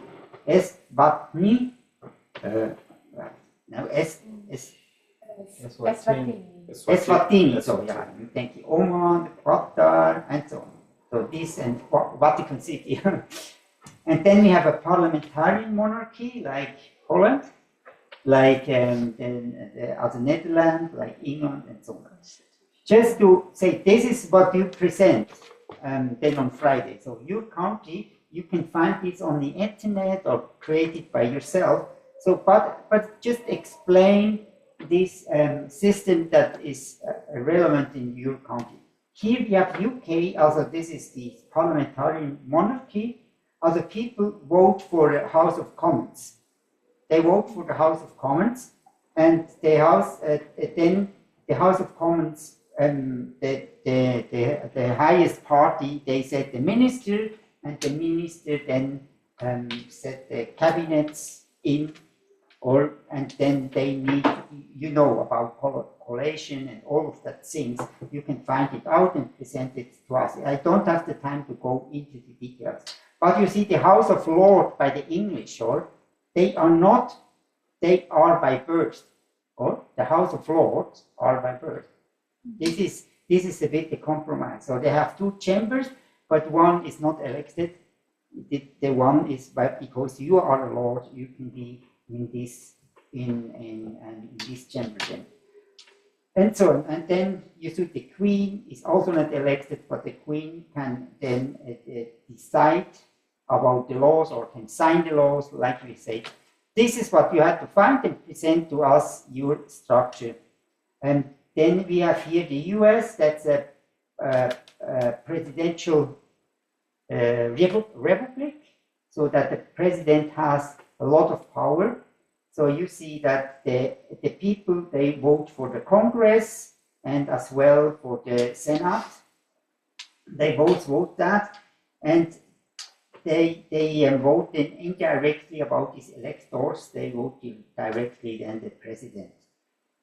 Here you can see that, and the president has then a lot of power here. In a presidential republic, in Africa a lot you have that too.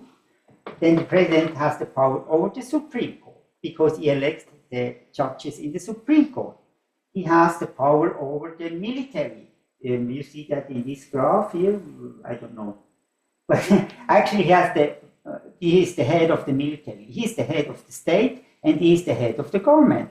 There is no separation. So actually, he has a lot of power. Let's go then to France, a semi-presidential republic. That means that the people, they vote for the president. I hope I'm making no mistake, and also for the parliament. And then, they have to fight a coalition again, and then the president then elects or set in the governors or the ministers and so on. And you can also, the Senate get elected a bit different, but you can take from your country and explain that. So here Germany is then, this is a parliamentarian republic because the president or here the chancellor get voted from the parliament and not from the people. So, and therefore it's called parliamentarian republic. So you see that the name is the chancellor, but there is a division between the chancellor and the president. So there is a separation power. So the president is the head of the state, and the chancellor is the head of the government. And so, and there is also here you can see that you have the states or the departments, the states, and you have the nation, and you can see then in this graph how these fit together. But you can present your graph and then explain to us how these fit together, who elects who, and what do you think about that. Then the Russians, they have, what is that? In the sense they have a presidential republic again. I don't explain that. And Switzerland, of course, have a direct democracy. It's just a joke for here for the end. You can just read the joke and please laugh. Just for my pleasure. As soon as I understand was not good, it just meaning the end we're all guilty. Yeah. Mm-hmm. Okay. I have a question because you talked about for us to each do it for our own country. So is this one a little bit just individual? Yeah. Okay. The same. Individual, you do it for your country, then you can present. And then ask this question or present that and then ask what is about separation of power? Is there the separation of power? Is there accountability? And is there transparency? Or why is a country corrupt? What is the problem that you see in this system that it's not functioning? And you can then present that to us on Friday, and this afternoon you can do the research for your own country. And probably, I mean, the Kenyans can do it together. You can also do that if you want. Can you repeat one more time the questions? Is the separation of power? How is the separation of power? You see, it's a parliamentarian republic. Just before the all the questions you mentioned. Yeah, is the separation of power? How is the separation of power in all of that? Then is there transparency? And is there accountability? Does it work, and why it doesn't work? According to the system or the constitution, you can ask the question, is there corruption? And since corruption... Is there transparency? Is there transparency, yeah. And so then you can see that to say, yeah, we have a good system, but it's not working, there is a lot of corruption, and then give a reason, why do you think there is a lot of corruption? Or why do you think it's a good system, it's working very well? Or what kind of problem you see behind this system? And all of what I said this morning and the other mornings about separation of power, about transparency, about all these things. So try to include that, or we should help you to find it out. Is it okay? Yeah, we do our best. Yeah, that's what we can do. We never can be perfect. We do our best. Good. Thank you. I will take back to you. It's wonderful. Yes, thank you very much, Markus. And I think so it was quite interesting informative, and also it helps us to understand politics. And yeah, it's lunchtime, so we pray and then we will close here. If you have, I don't know, if any more questions about this afternoon work, then you can also quickly ask him later or text him or anything. Okay? Yeah, shall we pray and we close here? Thank you. God, we thank you, Lord God, for this morning lecture. We thank you for Markus, who's able to bring a lot of knowledge and information, and also the insight as a Christian to understand politics. And Father, we pray that you will continually help us to learn more and also to inspire others, especially Christians, to get involved in politics and to bring impact in our own countries. Father, we pray for the rest of the afternoons that you would give us a good time researching and also learning through that. In Jesus' name, amen. Thank you. And welcome, Tabea. Give me everything. Also good. Because, and then, question asking. And the main thing in teaching is always not, is it a good teaching or not? It's the question, are you motivated to study more about it? Did it awake you in your spirit? Or did you say, yes, amen, amen, amen, hallelujah? But actually growing is something when it's wake up your spirit. Also, thank you for the discussion, and we will do now we train a bit direct democracy today, make a few votings together. But first, Tavea, nice that you are here. So Tavea was leading the DTS last this year. Staffing. Oh, yeah. Okay. You underestimate you a bit, no? When you say staffing. Calling, which is it? But anyway, Tabea would probably know when somebody of you can tell her a bit about the main issue. We started with what is politics, what does it mean, and why Christians should be involved in politics.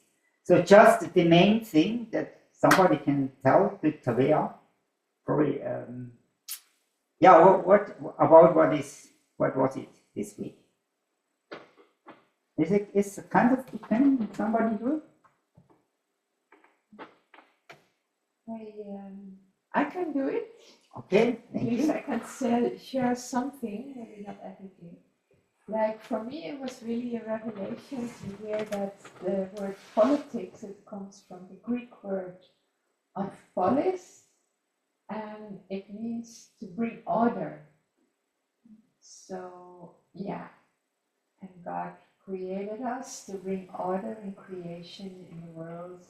So that's why,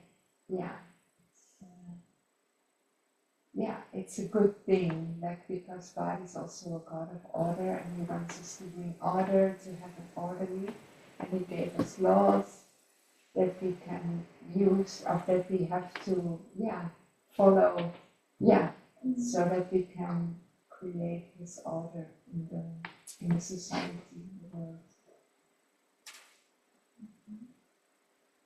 Thank you. Somebody wants to add something? Yes. I can just maybe a bit clarify that the word police, it means state. In Greek, the politics means creating order, but like the literal meaning of police, it's not creating order, but state or community, and it's the fact of building an ideal state that means creating order.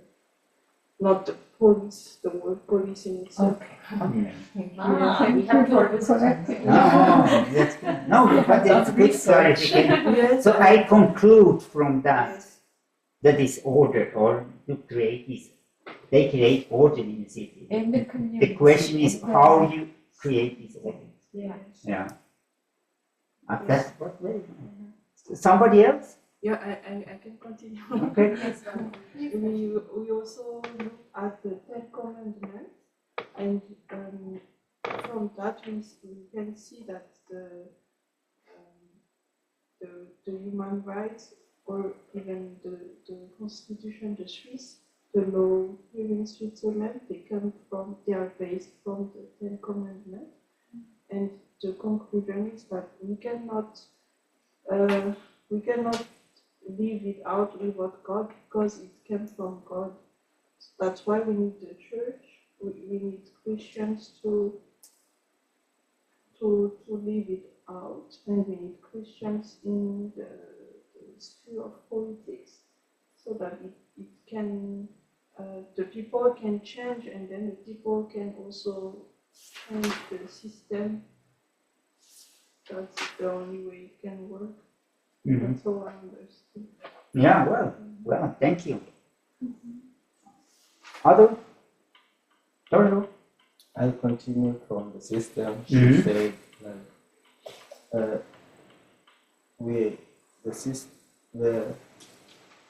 we also learned about democracy, and democracy cannot work if the people do not change their mindset. And in that way,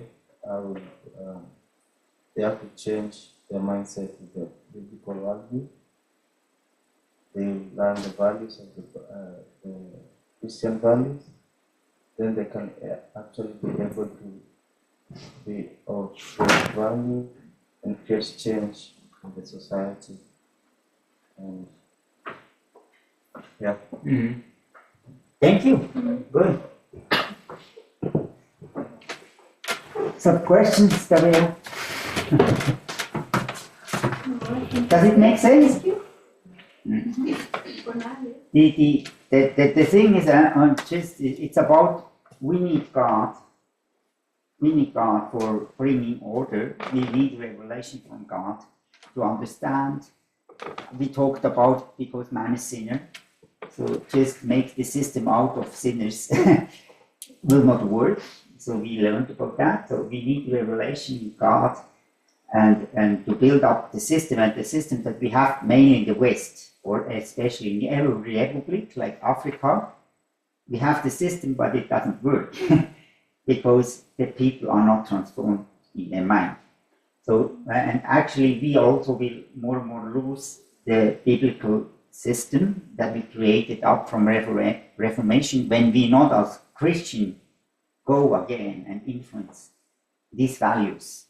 And we talked a lot about these values, about the system that came from the Bible, and without the Bible it will not work anymore. And this is in the moment a bit what we see in several parts of the world. But the hope for the point is not to see the decline or so, but the main point is we as Christians have the responsibility. And when we not stand up and do it, then it goes in the secular world, and I showed you what kind of consequences it had. So the main point is we as Christians should be involved in politics. And when you are not involved in politics by yourself, then probably you lead a youth group, but in your youth group there are people sitting there who would be called for politics. So we as a youth ministry have to be aware and have to help them and give them advice that they can go in this sphere of politics. So, but generally politics is not only in government, it's in, you have to govern yourself first, and this means politics yourself, then your family, then your business, then the church, the organizations, and state is just, or the government is just one form of politics that we have the mandate for. But general, like you said, it's order to bring order in every sphere of society. That means be a politician. And so you can be a politician as a husband or a wife, or I don't know. Good. And let's go now back.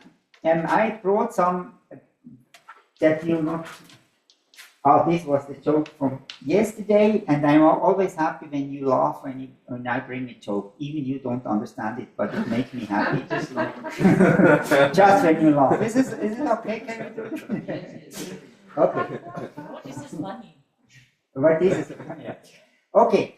So this is something that we will vote this year here in Switzerland. It's a popular initiative, and now you can read that, and I will ask you what is the problem here. This is the law in Switzerland. So, but some people say that's not fair, this law, and they stood up and start a popular initiative, and so we will vote this year about that. So, can somebody read it? A legally defined maximum amount, depending on the relevant average annual income and the contribution period. The maximum pension is twice the minimum pension, which is 1,225 francs per month. The maximum pension for a single person is 2,450 francs per month, while for married couples it is 3,675 francs. The two individual pensions of a married couple may not exceed 150% of the maximum pension for a single person. So, some people think that's not fair, that's not good. So what is the problem here? So now you have to think, huh? What is the problem here? Yes? We put a legal restriction on the pension amount, right? So you're saying that a maximum pension for a single person cannot exceed 100,000, and also I saw that even it doesn't. So if it's doubled, the maximum pension for an individual is doubled. It's not doubled for a married couple. So you're actually losing. It's not actually granted the maximum pension as an individual. It's not translating if you're a married couple. So essentially, when you're married, your pension maximum amount kind of gets cut off. And I can see that as a problem because pension is Discouraging marriages. Also, yeah. So when you get married, you lose. Does this see? You can live together and have to pay one rent on house. yeah, but you can live together, but not be married. Oh yeah. And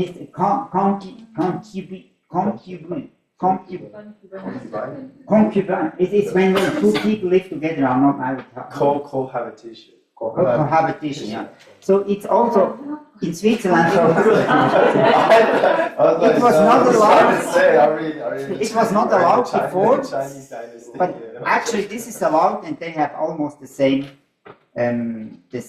advantage as a marriage. So actually, you are stupid when you marry, in the sense because you lose. Do you see that? And 50%. I mean, and some think that's not right, and therefore they start a popular initiative to change that. Also, this is, just to explain, this is the law in a law book, or therefore the numbers. In a constitution, you will not have numbers. So if you have only value, but they have to first change the constitution that they can change the law. So now they have to write in the constitution there is no disadvantage for marriage couples Does for that, the pension. that belongs? Why is that though? Like what do you have to change in the overall constitution to fix that law? Because you just mentioned that the constitution had no numbers. You know.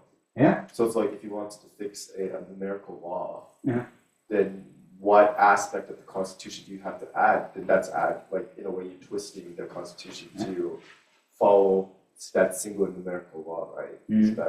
So you, in general, you cannot change a law, but we saw that they change a law that contradicts the constitution. But in general, it has to fit the constitution, and there is no constitutional law that we have first to change the constitution for.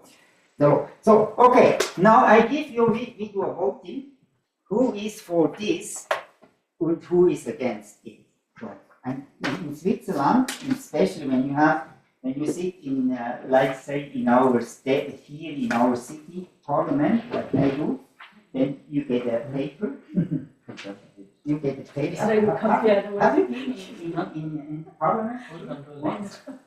No, you have to come next time. Yeah. I also want to vote. No, you don't have right to vote. You're a Swiss. Then I want to vote. So, now, I give you the chance, probably, there is also yes or no, and you can stand up and give probably first, because before it's a voting, people can stand up and give a quote why they are for it and why they would be against it. So, has somebody, why should we change the law? Can somebody stand up shortly, explain why we should change this law? What law? Hmm? This law. This law. Also, I mean, the change would be, the constitution would say there would be no disadvantage for married couple when they have the pension, something like this. So this would then come in the constitution. But I brought that you see the conflict I brought the law. So the law is already binding. No. The law, now we will have a voting this year. So this law is existing? Yeah. And Yeah, we this wanna is change- existing. It's a real law. And we Okay. want to change the constitution, but then we can change this law because this will no more fit the constitution. Yeah. Also, okay, but who would be, don't think about the technical terms, but think, should we change that or not? Yes or no? Who is for a yes? Do you have an argument? Please stand up and be loud enough, because politicians, they are, because we are, so look to people and give me everything what you have inside of you. Well, as I'm being single now, I'm standing against singles. In a way, like, because being single, we doesn't require a lot of things to buy. We can adjust with the surrounding resources. Whereas couples who are married, life is not the same. They have a lot of things to do. They have a lot of to invest. There is more expenses for married couple than singles. So if we look at this bill, I don't think that is really helpful, because whereas the money is going to place where there is no requirement than actually where it is needed. So I'm against this. Okay, good. Somebody else who would say no, we should hold that. Give an argument for that. Why we should hold it?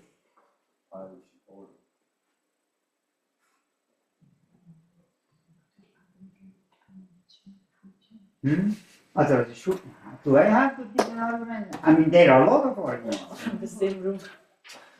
We should I encourage this law because I think I think you get arrested for doing But with this quote, you say, I do not vote. no. Because I think we don't know what the Why did you do that? Why did you do that? Richie did a good job. You are the parliamentarian, and you stand up, you have to be convincing, or you have to, whoa. But this is really convincing. This is my word. And so we need, I don't know what these married people are doing with they seem to be, we are giving they seem to be very responsible, but the people they are bringing forth are not responsible. They are not responsible for themselves. They have no values. They continue to bring this new world order thing. Like they want this, they want these new things. And so they are creating a misunderstanding in our society. And I think with me being alone, I am more accountable to my decision more than I can encourage for married people. Okay. So that then you tear down the initiative, not the law. Because I'm a bit confusing, because the law, when it means destroying the law, or he destroy this. But it's okay. He used the simple, that's always good, yeah? Oh no. Okay. Mr. Speaker. Yeah, this is really important. Be formal, that's important. Mr. Speaker, thank you for this opportunity given me to address this out. And first of all, I want to ask a question. Like, is it in order for the member of this house to tear the document? No, it's not. We have standing orders in this house that we should respect everything that belongs and property in this house. And it is so inappropriate for a member of parliament to stand on the floor of this house and just tear apart the document. That one should not happen the next time. Okay, back to the bill that we are voting this day. I want to stand to support the way we can change the law and have a better understanding of things that are happening in this country. We need a family. That is important. We need people. We need children. Marriage and family is a unit. And I believe and stand that when we have a family working in place, a country can really stand on the way that it should function. And I can say that the government and parliament and all the policies that are formulated based on the family setup. So I stand in this floor to say that if we encourage to have this law in place, it will make sure that not many young people are going to get married, because nobody will want his wages to be cut. Nobody will want his money to go somewhere. But once we have this law out of it, I'm sure we have many people being encouraged to do marriage. So I take this time and ask my members of parliament to support me in this, and we have a prosperous nation, and I believe we will have a good country in future. Thank you very much. Okay, now that was very good, very formal, very good. Yeah. I mean, this is often what politicians do. Or first, they shoot against someone, but against the opposite, not against your own people. Because politics is about winning the case, not fighting between. So do you fight against, and then you make him bad, or and then you bring down. Very good, very good, very good. Others? Okay. Hello, Mr. Speaker. Thank you. Let's get that formality done. I'm in support of keeping this law because the understanding of a pension needs to be addressed. Right? A pension is the money given allocated for workers by the government on a yearly annual income. And the reason why we support this bill is to prevent people from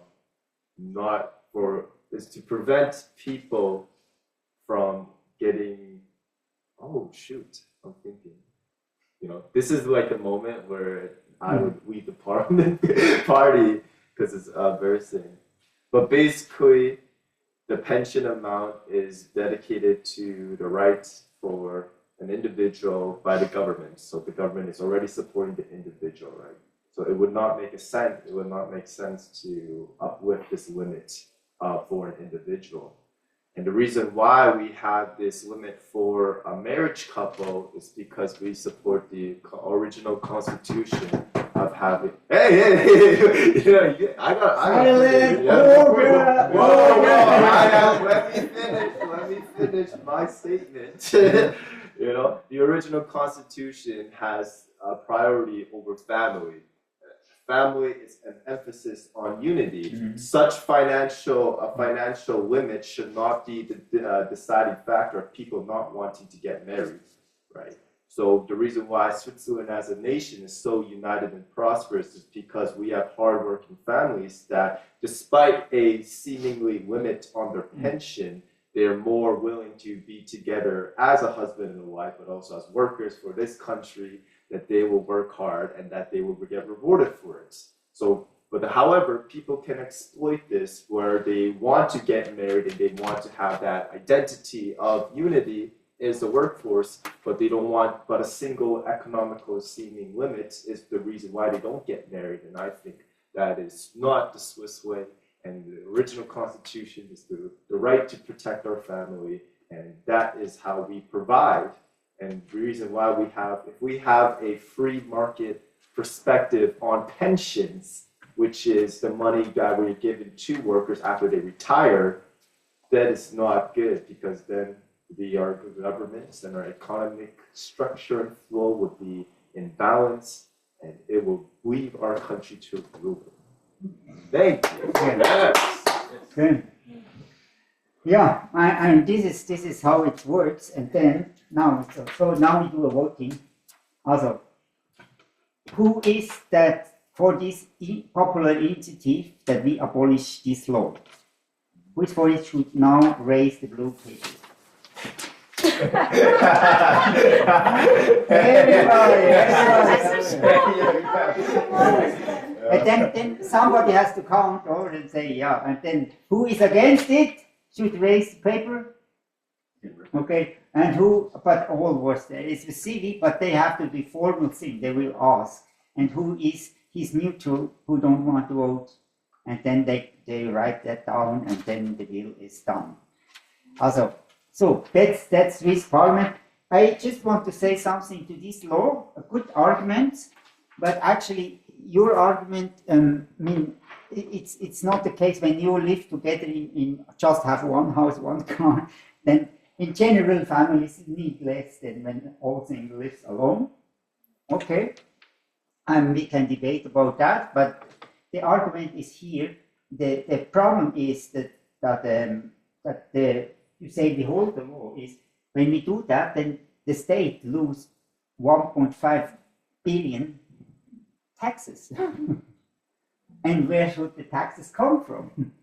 This is the most argument. And in every case, we have to learn when you not address money and can show them when you address like you, there's a good argument about values. But you will lose, I tell you. You will lose. This is politics, or you have to address the money issue, and here is the money issue. That's the thing. Or the state will lose so much money, and then they cannot afford that. So because then they have to raise other taxes, and this is the debate. Or because they have to pay more money. That's the point. And all see it as injustice. Everybody would say it's injustice. But the argument is that the money, it's the only argument. But it's injustice. Why should? I don't understand. The argument is, sorry, I may be very dumb. But no, when they would have 200% a couple, then the state have to pay more. This costs 1.5 billion a year just to pay this 50%. And this is the argument. Where is the money coming from? But who benefits? Like the state is also the people, like infrastructure, all the facilities in the country. This is what's paid from the taxes. Yeah, but actually, if they pay, they pay taxes also from their pension, because people they work their whole life hard. They have a pension plan. Yeah, but from this pension they will not pay taxes. It's too low. Too low. That will not be in the tax system. But this is the max is too low to pay taxes. Okay, it's too low. Yeah, I think like for living in Switzerland, this is very low to have. Yeah, it's the amount is one thing else, but the injustice of when you are married, you have. So but it has to do something with Christian values, of course, because before it was clear a marriage, the husband was on work, and there was one income, but now you have two incomes, and everything changed, the Swiss or people are no more thinking in marriages or in families, or they only think in individuals, or everybody's individual, and actually this was. Because the idea that the family is a unity, they live in one house, they have one car, they don't need that much than singles, and therefore this law was like this. But this family system is no more working. And the other question is why homosexuals wanted to marry, because they have a disadvantage. when they marry, or it's better when they not marry, then they would have both a full tax, a full pension. Also, this is just one part of the pension, just to know in Switzerland. That's not everything. But do you see, that's politics, or can you see a bit debate? I have another one, actually this is also the same, go in the same direction, and we vote about that this year as well. Can somebody read it? The income of a married couple is combined. The law ensures that married couples are not disadvantaged compared to other taxpayers. So, what is the problem here? The income is combined. Yeah, and why is it a problem? They have to pay taxes over the whole amount. Like, Yeah. Oh, what is the problem with that? I think it's not just in Switzerland, there's a lot. So the tax system is like this, or like this, So when you earn 1,000, you not pay a lot of tax. When you earn 2,000, you pay more percent of taxes, or it yeah. Also 2,000 is you have more percent of your taxes than when you have a low income. And when you are here, when you have 100,000, or let's say 100,000, let's say take an example, then you pay 10%, and here you pay 5%, and here you pay 2%. Wait, so your tax system is additive, it's accumulated on that. Yeah. Interesting. So and then the problem is now when the couple have to pay and they have put it together, then their income is here. Or instead of here, instead of paying 5, they're paying 10. Do you see the problem? Also, it's the same issue. Or when you are married, then you pay more. It's better you live together unmarried, then you have more. And it's a lot of people think about that. They do that. Well, why should you marry? Because this is a disadvantage for marriage. And so the laws going now against marriage, and the people say, let's read out of all the law who protected marriage, because this is a disadvantage today, because we have other system of living together, or just living together in a patchwork family or something like this. You don't need to be married, and it's an advantage for you. This was 100 years before. Nobody talked about that or that idea about. Can you see that? So I think we don't have to make who is for it that we abolish this law. Should raise now. Who say yes? I for it that we abolish that here. That everybody should pay individual, or should we hold that? Also, who is for it that we abolish it? Yes, we abolish it. Okay, 1, 2, 3, 4, 5, 6, 7, and who's against it? Who's against it? I wouldn't say necessarily against it, but I feel like just Or like, do you say I hold that? We will hold that. no, then but like I think in terms of like changing it, then it's better to just abolish it and then remake it. I think so. So when you abolish it, then it means everybody is just taxed individual. If you are married or not married, it doesn't matter anymore. And when we hold it, the law, then. But I'm just, the reason why I'm thinking is because it says the law ensures that married couples are not disadvantaged, like they're not going to be disadvantaged. Oh, so this is the initiative. Okay, or it's not the law. mind. Yeah, I understand. That's the initiative. So that initiative is to make sure that married couples are not disadvantaged. Yeah, I was just thinking of like they can like I like that they're not disadvantaged, but in a different fashion. Like for example, let's say they have the income of a married couple is combined, but rather than taking that as a flat on accumulated of their original tax percentage, it's weighted or something, you know, based on how much they work, what kind of jobs they have, how much they're paying, where they live, or those kind of systems. But I think abolishing it is also it's good. It can go either way. And so the same are I have a comment. If the motivation of the government is that they will not have to pay more, if we keep that if it encourages people not to get married and you think of the long term, at the end they will lose money because they will have to pay for individual. And so if you think long term, here it's not that they have to pay, they get something. It's the other way, or you have the taxes that people pay. It's not the government, but in the end, the government have less taxes. So it ended in the same hole, or the government lose all of as well more than 1 billion taxes when we would abolish this law. That's the point. Yes, but in the long term, if we abolish this law, it encourages people not to get married. So they will pay less tax because it's individual. So they still lose. Also, what do you think the Christian parties, would they be for it or against it? Also, would they be for the initiative, that's what here? Or would you say, no, we leave it like it is? What do you think? The Christian parties?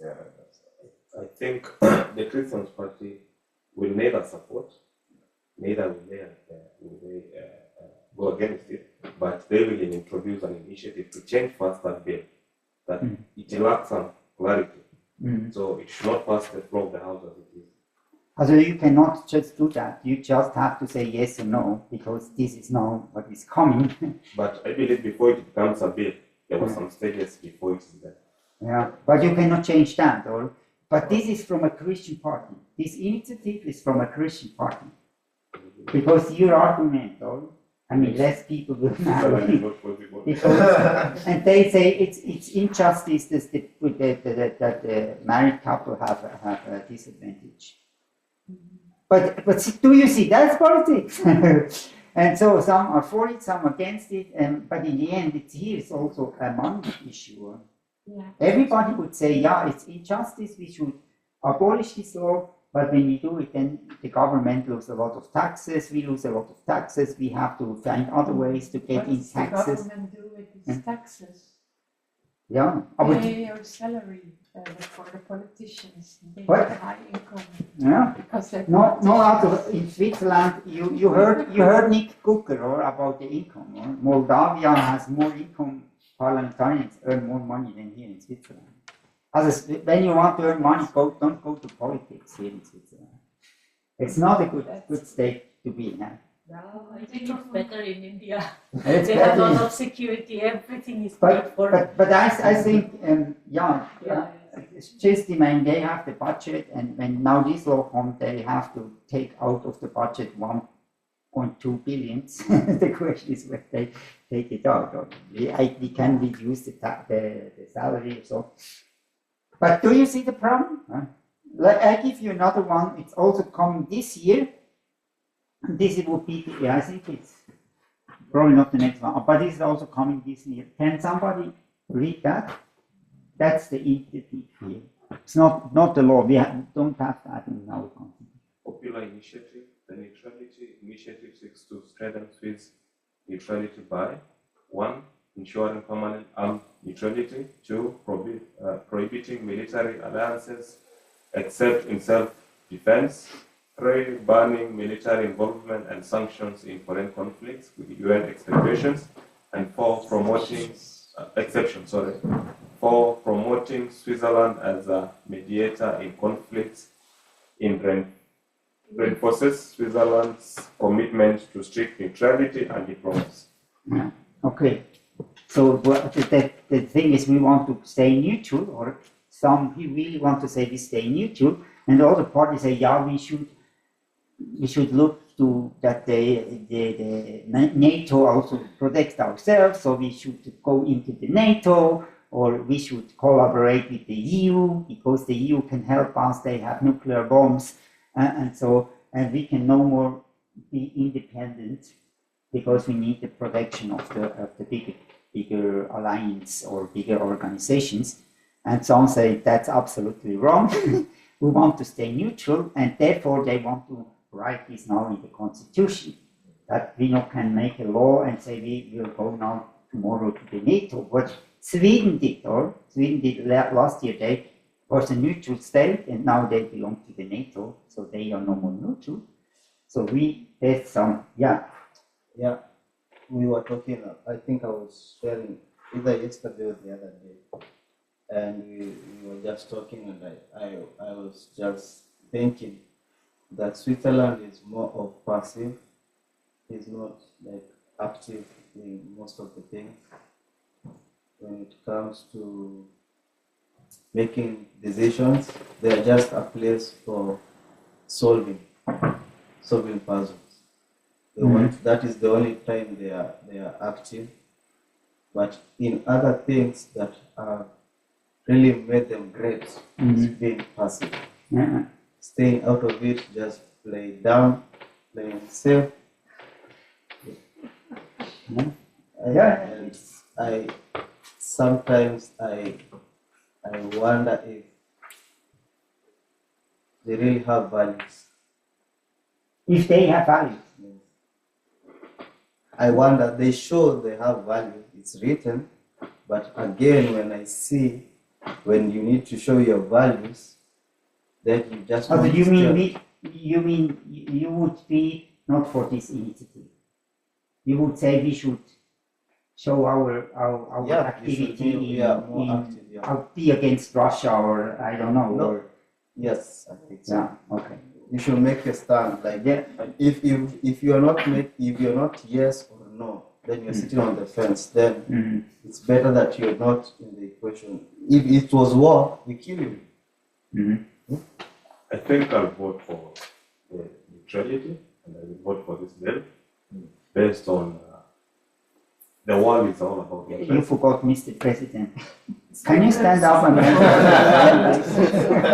tried to make an introduction last time. You need to point out he's there.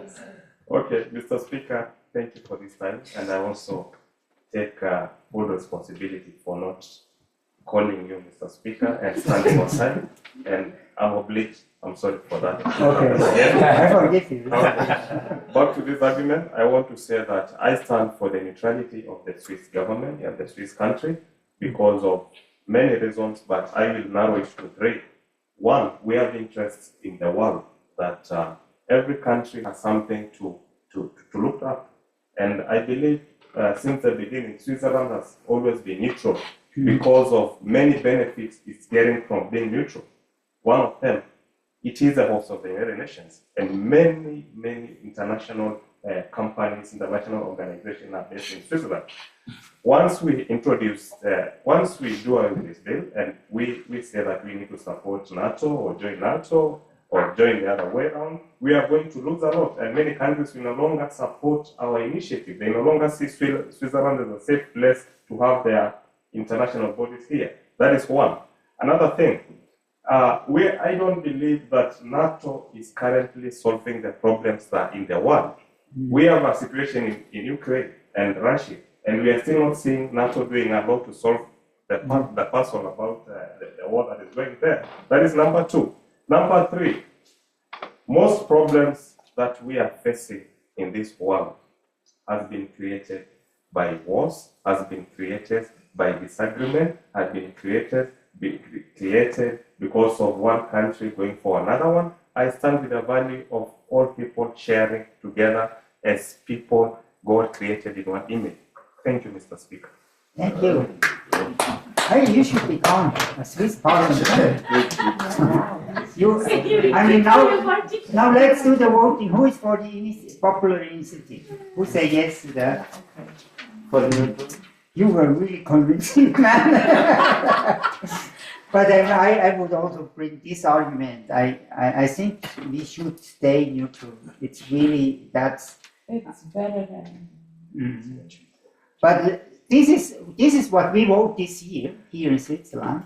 And the last one is this. This is what we did. It's just that you see.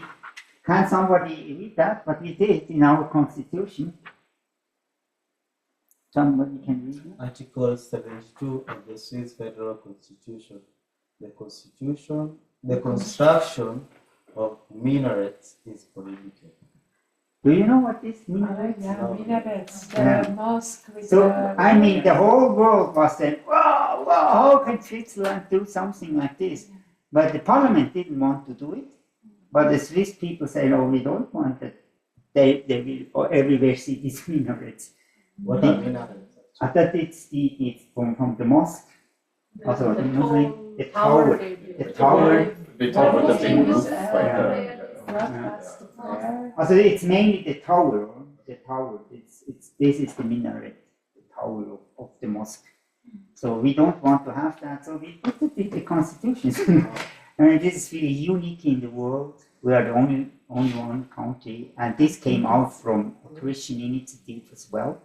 They started it and say we want to forbid that, and since then it's in our constitution. Yeah, just a bit to see what we can vote for, and I hope, Tabea, that you will help us to vote when they are coming up and you receive all the documents. So here is just a list that I wrote down just to see what's happening in this whole liberalization the last 100 years, or 100 years, 150 or so, 170 years in Switzerland. And actually, the first, in the Second World War, we had the idea to legalize prostitution. It's no more forbidden, and then comes that still stands. Huh? The prostitution, it still stands right now, just modern days. Yeah. In Switzerland. Yeah, so there, yeah, It's legal. When you drive to Bern, you will pass. It's legal. Yeah. So prostitution is allowed in Switzerland. And so in the Second World War, I mean, that's stupid for me as well. So why they did this law in this time? Concubinage is allowed, also that people can live together without marriage, or this was not allowed before.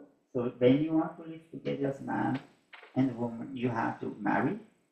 And then equality of legal and illegal children. Also, there was a law, there was no law, but in general, it was clear a child needing father and mother, a married couple.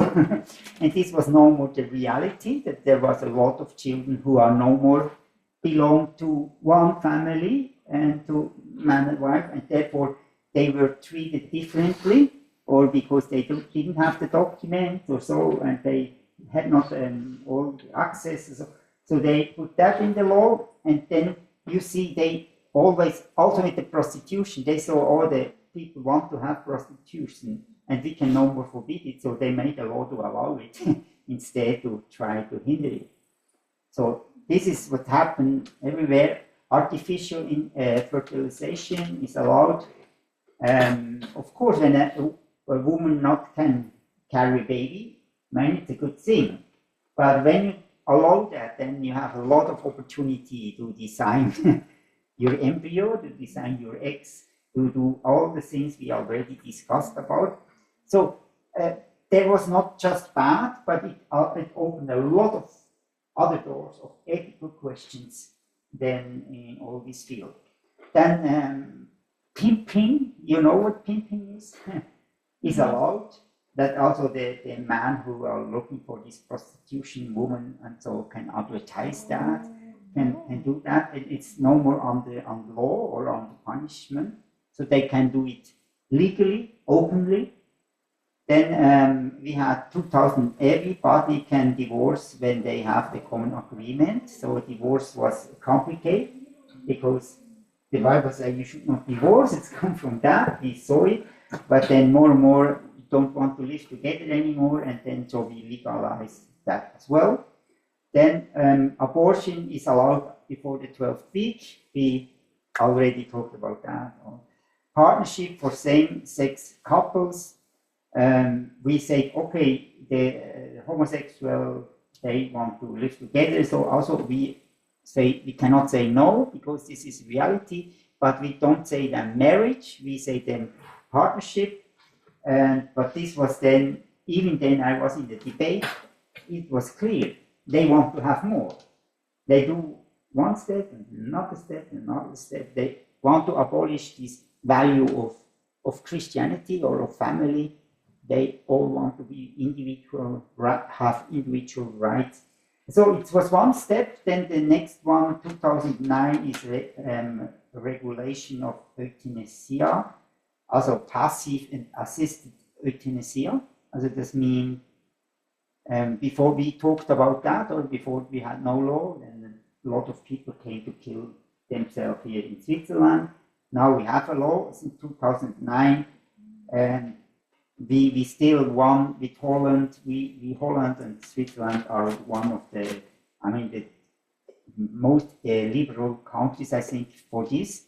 And we call here exit. There is organization exit, and a lot of tourists come for exit, for actually killing themselves. About morality. And then come full story kindergarten. Also, it was before it was not that the parents can decide, should my child go to kindergarten or do I want to take care of him at home? But then it was everybody has to do it. The state take now control over it, but also is against the family, because the reality was that both parents worked. Then they need to where should the child be, and nobody took care of it. So the reality was different. So we said this idea of marriages or couples or families is no more like before. So instead of holding the families, we abolish the law or change the law. Good. Then social therapy for prisoners were allowed to visit prostitution. How can you do that? But they say, okay, they need that, or and they're allowed to go to prostitution. I mean, when prisoners they have more and more law, more and more rights, or can say for the rights they want to have this and this and this, and in Switzerland they say I do a criminal, then I have a better life in the prison than when I'm outside. This is also the case, or it's like a 5-star hotel, especially from the price. It's like 5-star hotel because every place costs a lot. So that's where the limited pension goes to. Yeah, that's where. I mean, in the whole, it's not the big amount, or the big amount is in our social care system and so on. Yeah, good. Then pornography is allowed over 16, because pornography, we could not hinder that anymore, and then say, okay, it's because everybody is doing it. Other parliamentarians had the idea, people do it anyway, instead of trying to stop it, we allow it. But okay, over 16. But I think that's absolutely stupid.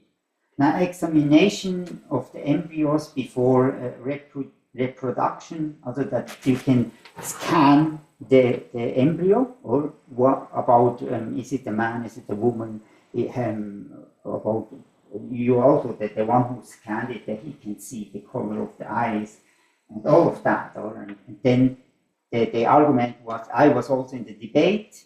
I remember I debated with the professor of the university's hospital in Switzerland, the highest professor, and for them it was clear. It's say, okay, but we can scan if the baby has a problem or has a sickness, and so why do you want to plant in a sick baby? Or look to all the consequences.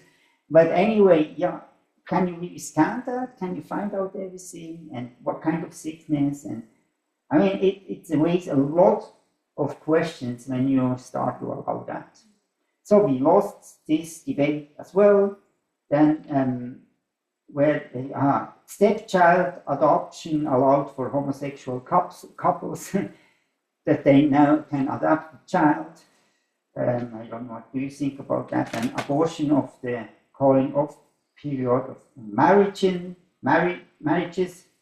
abolition of the calling off. That means when I want to be married, then I have to address that first and make it public, and then people could intervene and say he was married already before, or he is still married, or he has another woman, or something is not clear. So there was a responsibility or accountability to the outside, and people could intervene. It is no more possible today. I was by the hairdresser, and he told me, so I want to marry now my third wife.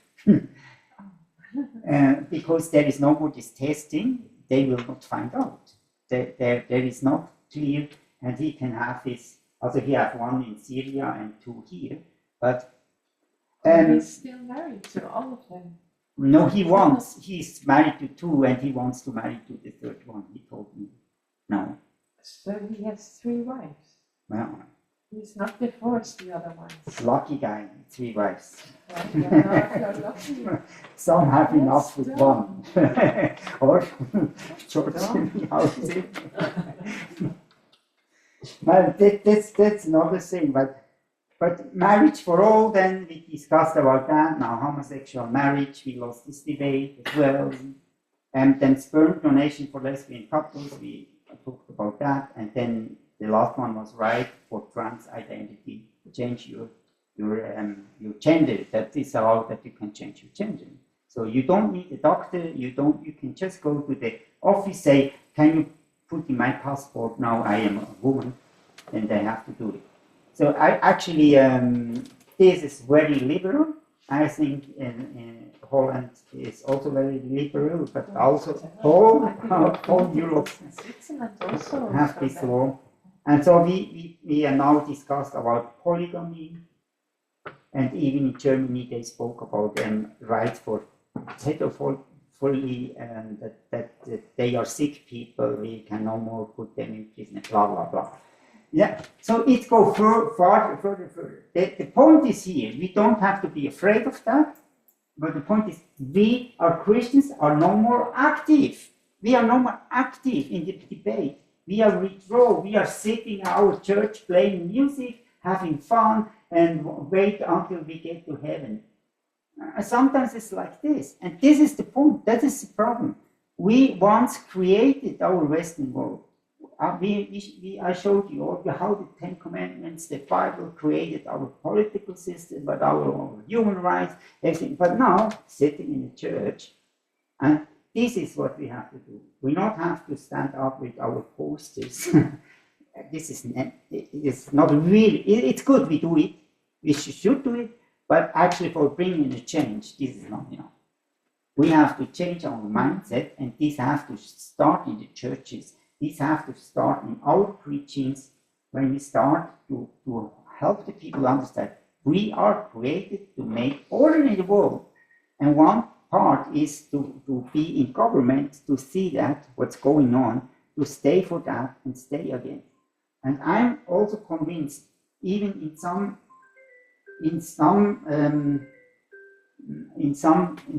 countries in Europe, they go the opposite way. They want to abolish this gender law again. And also, do you know about Putin? Or he is absolutely against. Or Donald Trump, he abolished again. Or he said there is only man and wife. Marriage is between man and wife. I kick all the homosexuals out of army, and I close all the clinics who do these transitions from sex transition, or actually we don't pay any money, anything anymore. And when they are no more paid, then they have to close. Or it's also a money thing. And so I think there are movements who go in again this, but probably Donald Trump is not doing it really from a biblical perspective. But anyway, I leave this up to you. But I think we as Christians have to stand up and have be active in this. This is when we not do it, then we don't have to wonder that it's going this way. So please listen to me. This is the main point. Not to understand all the system, no? Or all the how does it work, but we have to understand our mandate, and we have to understand that there are Christians who are called in this sphere, and we want to support them, we want to help them, and we want to educate our next generation. I was so proud. My son last year were you there in the first August celebration, Swiss National Day? I mean, there were probably 200 people here from the village, and my son was then elected for giving this speech on 1st of August, and he was, I was like, oh my gosh, but he was really not politically correct, and he was against this marriage for all and all of these things. But I mean, they accepted him, and it was really, I said, wow, really great. And probably the people thought, that's typically the son of Markus. And I was a bit ashamed, saying, oh, okay, but it's good. These young people stand up, and I think there is a generation coming who really is bold enough to stand up again. Our generation, and probably Tabea is not in my generation, but in my generation, it was more this political correctness, or we look for political correctness. We want to not defend, we want not to be against somebody or so, and or stay in the opposition. So we look for unity, harmony, love one another, and so. Okay. Yes, I agree that we need to be active as Christians. And yesterday we talked about compromising, and I am wondering how do we put that together? Like we need to be radical, but at the same time, you said we have to compromise. And I think the activists, they are very radical, and that's why they are so loud. And we as Christians, we have less and less voice because we compromise. We are not that radical. So how do we put that together? After the break, I thought that we will talk more about, we take another topic, leadership. That is the question, so how to do it now? But first, I think we need to have to learn to do it. Huh?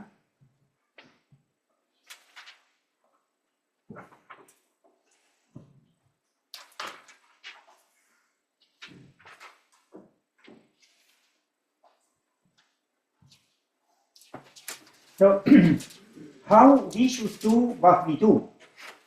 And I think that's one of the best description. Hey Sima, this was a joke when you. Yeah, because Katerina or she said I'm available now. Please talk. Yeah. This is this I think is one of the best description what Jesus Christ really did on the cross, and therefore we can read it here that we Philippians 2:2. If we start in verse 2, huh? So also, how should we now follow Jesus Christ? Can somebody read verse 2? Then make my joy complete by being like-minded, having the same love, being one in spirit and one in mind. Yeah. So also filled with joy to having the same attitude. So what kind of attitude is mentioned here? What do you think? Which attitude should? The attitude that we have when we are in Christ. Yeah, I mean, obviously. The fellowship of the Spirit, affection and mercy, fulfill my joy with being like-minded. And I think it's in that spirit, in that mindset. Also, we should share in the same love, working in the same spirit, and have one. It says in mind, keeping one purpose in mind, or have the same purpose, the same attitude as Jesus Christ had. Obviously. So, can you read the next one? Let nothing be done through selfish ambition or conceit, but in lowliness of mind, that each esteem others better than himself. That's easy. Yeah, okay. So, I mean, probably you know, we talked already about that. I mean, we heard about win-win. Did you hear about that? Win-win. who once talked about that. So when you have this idea, and it's often quoted in the world, so like a quote from Jesus, win-win. So what you want the people to do for you, do it for them. Or we heard that. That's so a bit the win-win. And I think this win-win is a bit for disciples. But here now it's for leadership, for leaders. And can you read that? Does it say win-win here? In verse 3? Do nothing from selfish ambition or conceit, but in humility count others more significant than yourselves. Yeah, is it win-win? No. What is it? Put others first. Yeah, I mean, this is leadership. This is not just win-win, but Jesus talked about that a lot, but here, I think Jesus also talked about serving others, or that's clear. But here is a good thing that you, others first, or?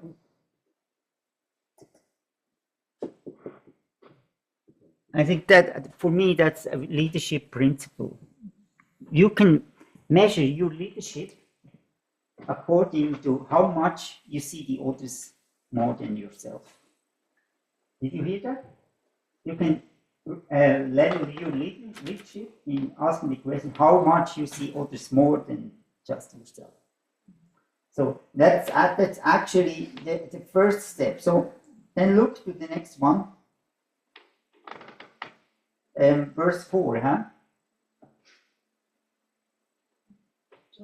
Let each of you look not only to his own interest, but also to the interest of others. And here in the Greek, or so it says actually, do not concern about your own interest, not also about, not. We should not. We know Jesus also said that we should not sorrow, we should not worry. And God give it to us. Look first for His kingdom, then God give everything to you what you need. So don't look and don't look to your own interest. Be concerned about the interest of others. I have a little bit of a question about the translation. Because here in my translation, it's the New King James. Okay. It says clearly that each of you look out not only so you can look after yourself for his own interest, but also for the interest of others. And now you say something different than what my Bible says. So that's to me is like, because you say, don't look about your own interest, only look about others. But he asked a question, in the Greek. He said, does not look every man for his own interest. Okay, so that was actually the that's but of course we can see it. But what it meant, we should first look. Looking to the first verse as that we should look first to others and not to ourselves. And the ability to see others first and not just our interest, or our interest, is the ability of a leader. But here, it's always the translation try to be accurate and to understandable. And I understand. But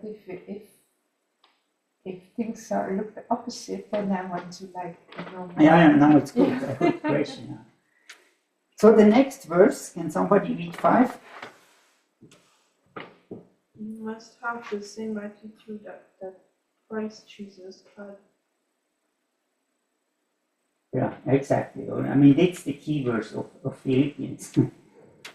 This is what we should do. We should have the same attitude. And this is what? Can we mention that? What is the attitude that Jesus had? The description before?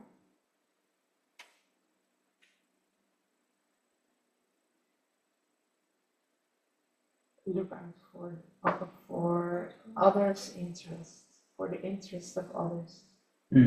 Look out for that. Also, this is kind. Huh? It was kind. Yeah. The next verses will answer that, I think. The next verses, yeah, exactly. But let's just stay in that. Also, that we not look to our interest, or not only or not first to our interest, look to others, listen first to them.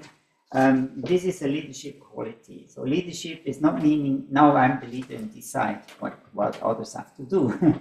Leadership is actually you are a servant and you look for the best of the people and not the best for yourself. So I think this is called serving leadership. Huh? Serving leadership. You heard that, huh?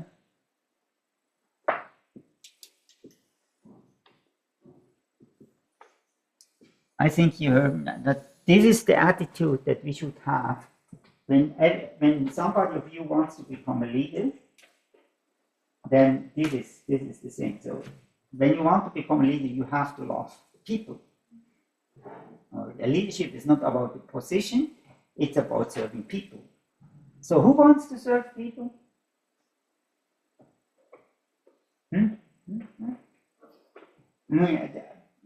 We want to do that actually because God created us to do it. We love to do it. It's in us, or it's in us to love other people, to add value to other people, and we will be really excited when we can add value. So there was a research. There is a Lucky Institute in America. America has every kind of institute for everything, for every research. So a Lucky Institute, and they made the research what makes people happy. And they did several things. But one thing was that they gave to a group of people $20 and say to them, so you can go and spend the $20 just for you. It's a gift. Go and spend and enjoy the $20. They did it, and the other group, they told them, here you have $20. Now go and invest this $20 in someone. Probably there is somebody who don't have food, and buy food for him, or spend it, or let's say go with somebody to drink a coffee who is alone, who don't invite somebody for a coffee. Spend it. So the group came back and they researched which group is more happy, which group came happier back. So what do you think? Is it the first or the second group? The second group. Yeah? Who is for the second group? Everybody knows that. Do you know why you know that? I mean, it's a silly question. Nobody would give the answer because God created this like this. God created this actually to give and not to take. It makes us more happy when we can give instead we can take. And Jesus, the whole time he talked about that, and then the disciples say, who can have the place next to you when we come to heaven? And should we send hail and so that destroy them and all of that? They didn't understand it. Jesus still fighted for the position. They fighted for be the one who win, and so. But Jesus said, how I created man is to love others, to give something to other people. I don't know if I told you the story. Sometimes I don't know to whom I did, but I went with my daughter to Leeds. Did I tell you? Yeah. I mean, that's another story. Wow, it makes you so happy when you can serve other people and not just look for yourself. And this is actually what Jesus wanted to explain to us, but he didn't understand it, or the disciple didn't understand it. And myself, I often look for that and run around, and then again, in the end of the day, you are really tired, you are sucked out, and then you realize, I just run for myself, for my task, I want to win, I want to finish my thing, and so. And actually, God made us different. So it's not that God wants to say, okay, George, you have to do that. You have now to love your neighbor. George said, I have to discipline myself. It's hard work to love my neighbor. Actually, It is good. You will enjoy it. It's the fulfillment of life when you do it. But because the evil is in us, who constantly tell us, you need to have the car, you need to have a house, and you need to have a Coca-Cola, and all of the things, and this is then the fight, or that we stand actually to understand, hey, why we are created and how we are created. We talked a lot about why and what is the purpose, what is our task to do. But the condition is we are created to give, to give out and not to take. It's actually the Trinity that probably you remember that Alice talked about the Trinity. Did he accept this example of where there are three people who all have this attitude? Did he tell that? And then what's happened? When all have this attitude of give, what's happened? Or I mean, you made this. You made this in Lent, or yeah, you made it in Lent. Huh? Pour yourself out once and you got filled twice. Yeah. And so that's the fulfillment, or you get more instead of just thinking about yourself. So actually, it's not a commandment that you have to do. It's actually he wants to explain how you are. You are not a cow eating grass in the field, or you are a human, and I create you in my image to serve other people. And when you do that, then you're happy, then you're fulfilled, then you have a lucky life. And when you walk in the spirit of the world, then you're not satisfied. You always want to have more, and in the end, like people who are so Michael Jackson killed himself. He received everything, but he was not happy. He was not fulfilled. He had everything, and you can say, how can these people, or how he cannot be happy when he have everything? Because this is not the fulfillment of life, to have more. People who have less, who live in the jungle, they probably have more than we have here in the West. And we have everything. Because the fulfillment is not what we have, so what do we understand who we are in Christ, and understand we are made for giving, for adding value, for doing that. And God will bless us, God will multiply it. I talked about this synergy. Do you remember synergy? So that when I have a thought in a team and say to you, then you have a better thought because of my thought. And the other had a better thought. And then in the end, we have a better product because we shared our thoughts. And so these sharing teams make it better than when you make your product, I make my product, you make your product. This is called synergy. And this is why God created us like this, to work like this. Not just, I have a good idea, I do everything else. This is bring not fulfillment. Fulfillment bring when you see, wow, he can use my idea to make it even bigger, and he can then it become bigger and bigger, and in the end I could reach much more than when I did it by myself. So this is actually this serving leadership, and in Christianity we talk a lot about serving leadership, and then I will come a bit to the way to become a servant leader. It's not so easy. It's not so easy because we have the devil beating in our leg here all the time. Always want to hold us back, that we are not servants, that we are consumers. But I think we should change that. Good. Balsam, you say the next verses give you the answer. Can you read that? Yes. Though he was God, he did not think of equality with God as something to cling to. Instead, he gave up his divine privileges. He took the humble position of a slave and was born as a human being.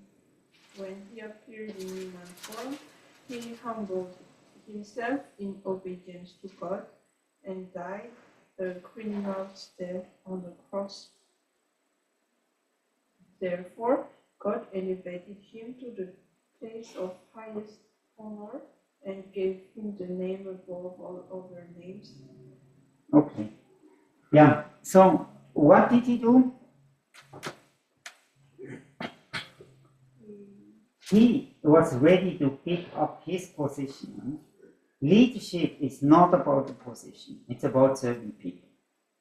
So when somebody think I'm now became the leader of one village, yeah, you have no position to manage here, but this makes you not to a leader. So leadership is serving people, and it's not just looking for yourself. So he was ready to give up his position.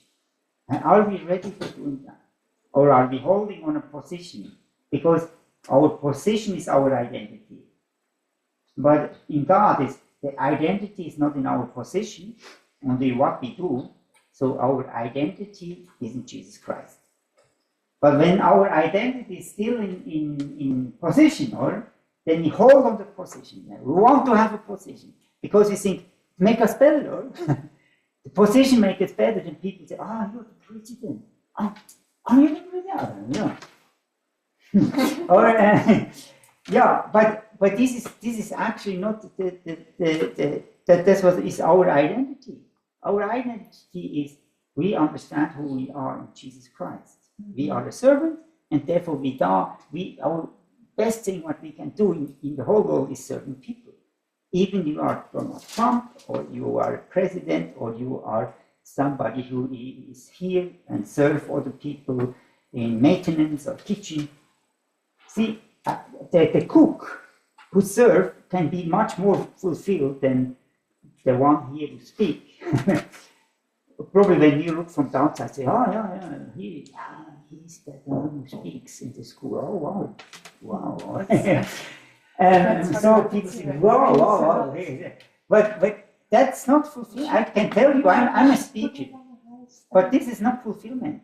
It's making you not happy. It's making you not happy. I mean, it's making you a bit happy probably, but not really fulfilled. You will not really have the fulfillment when you not see that your teaching can be a blessing for the people, and you teach because you want to bless people.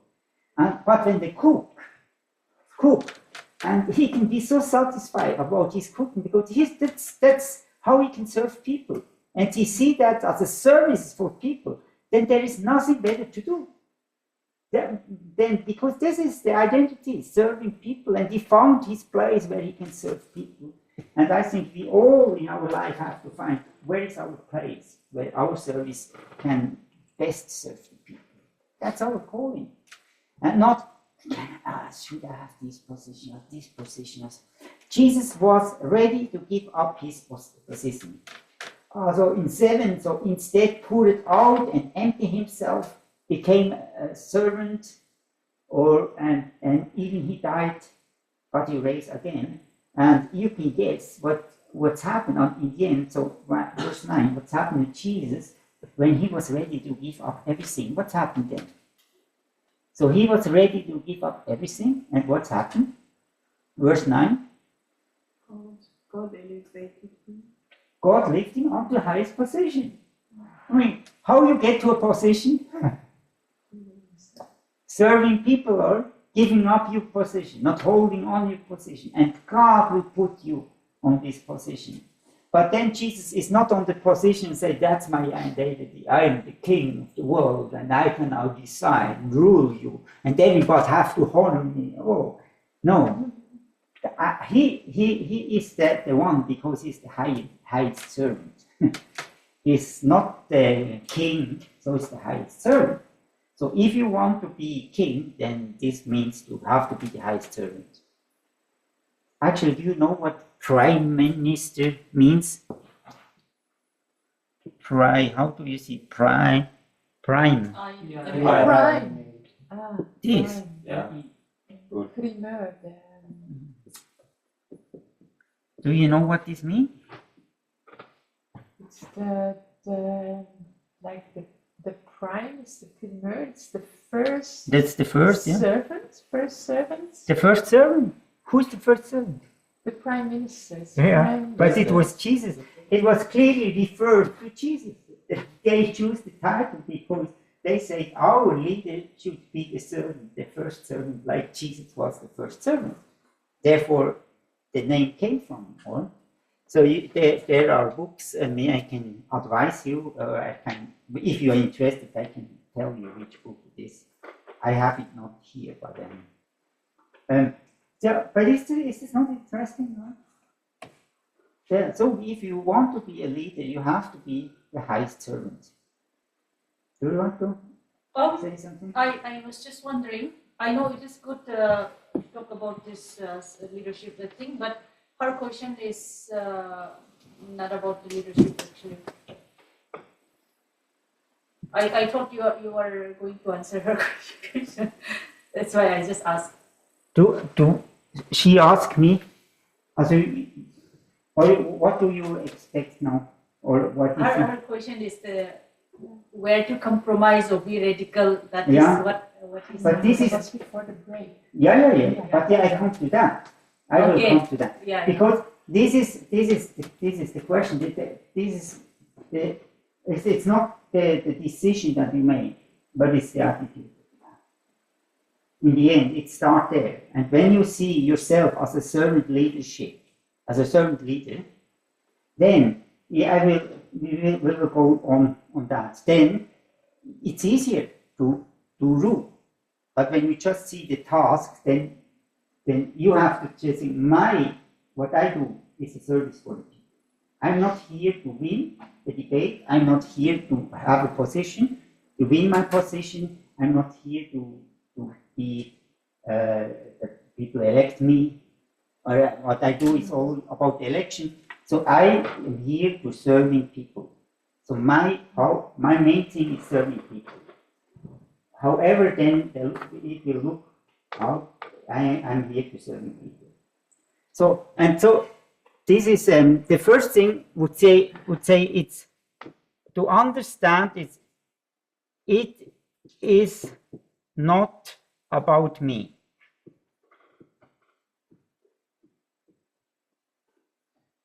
So the first attitude of a leader is to say it's not about me, it's about others. And have this attitude when you do decisions. And not the question is it's now right what he believes or right what he believes. First, you have to answer this question and say, are you here to be a servant or are you here just to win the case? Yes.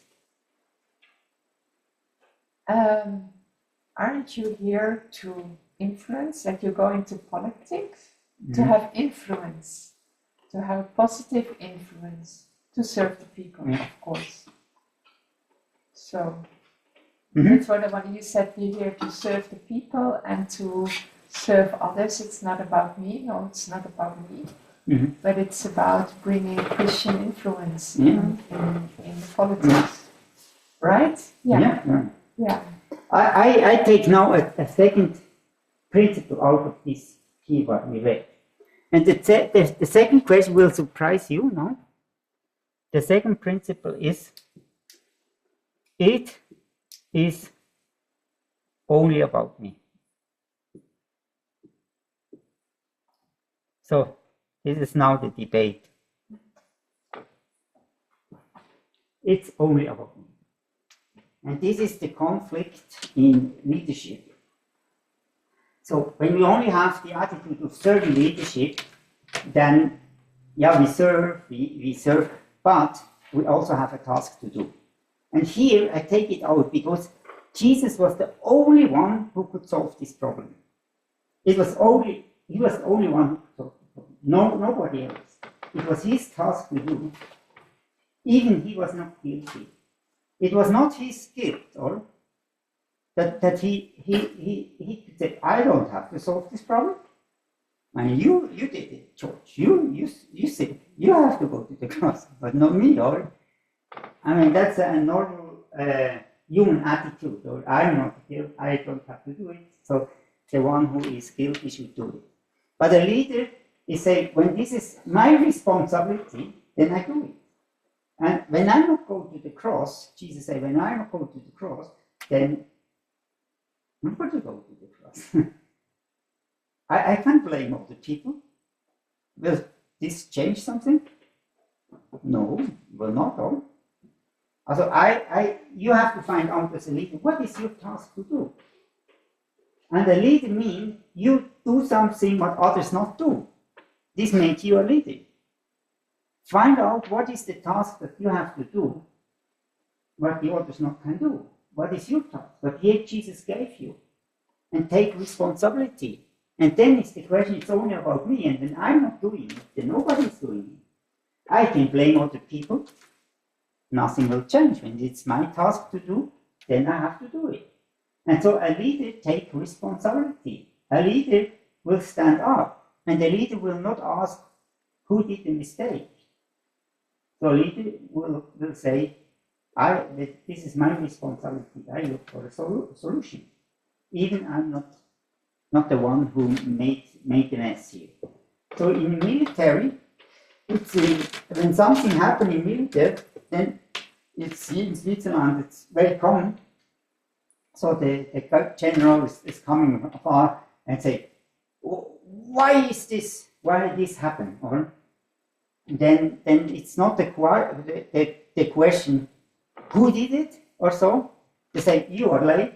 I don't want to have an excuse or who is guilty, so you are late. So you go back and come on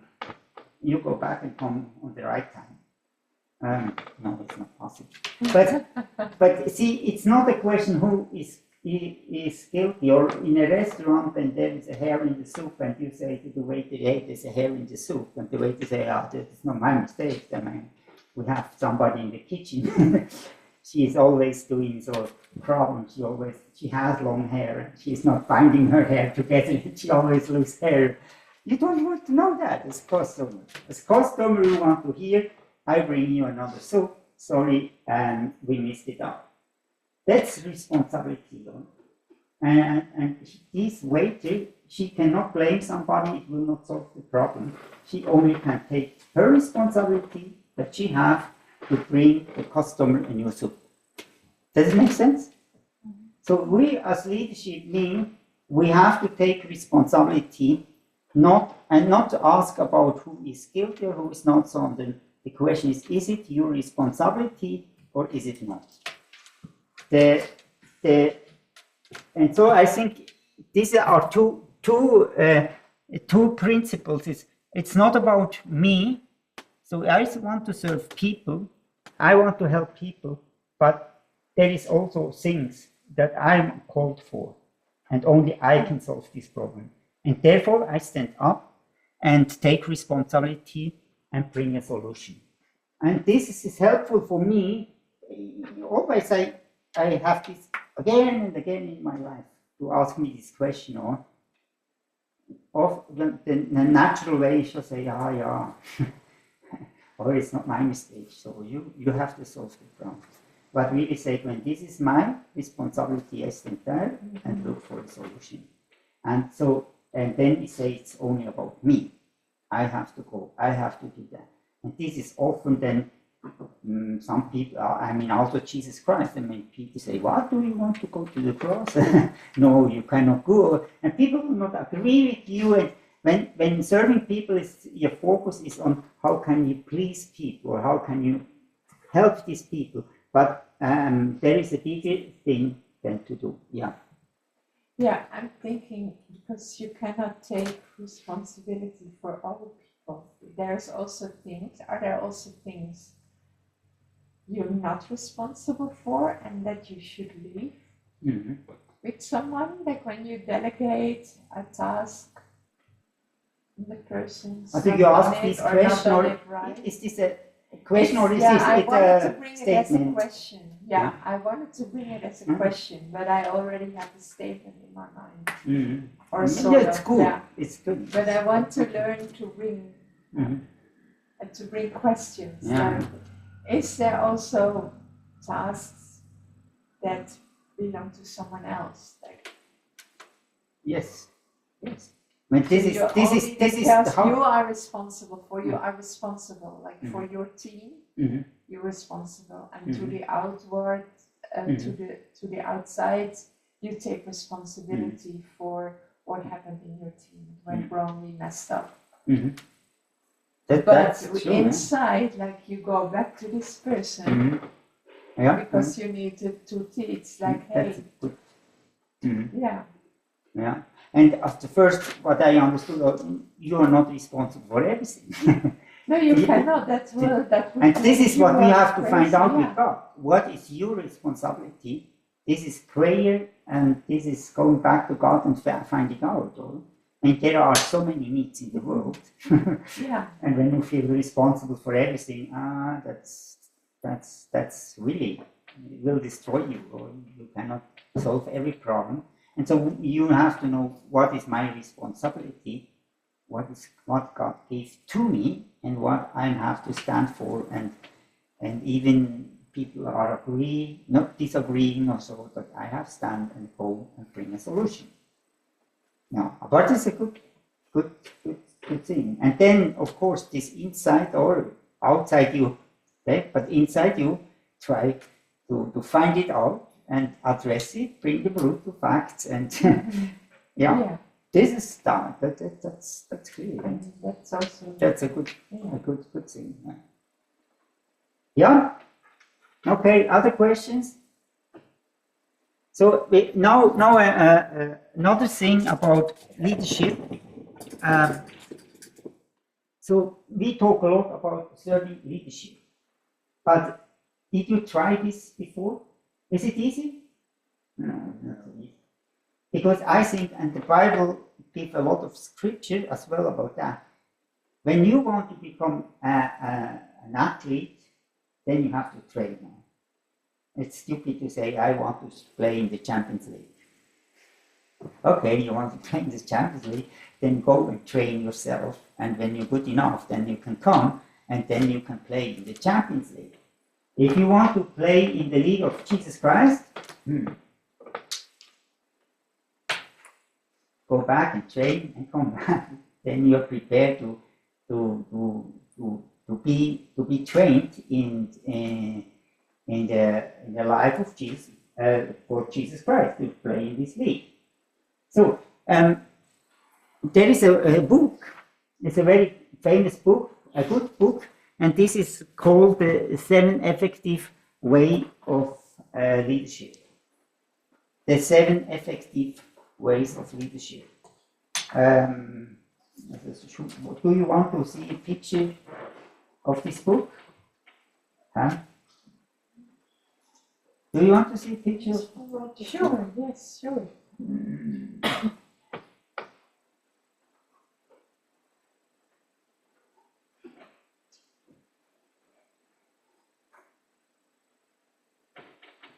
Just have to find.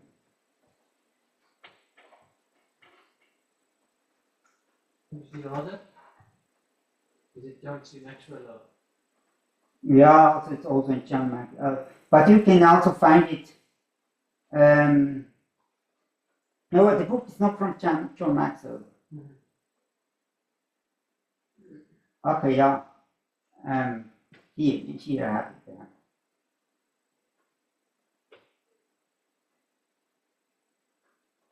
So do you know there are other people who talk about leadership and not John?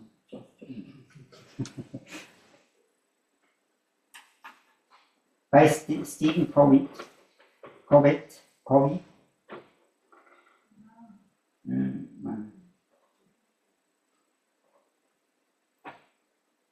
Come on. The 7 Habits of High Effective People. That's the title of the book by Stephen Covey. How to say that? So then, okay, I think it's a good book. It helps me a lot. He say, in the beginning, you are dependent. Every of us is dependent. Or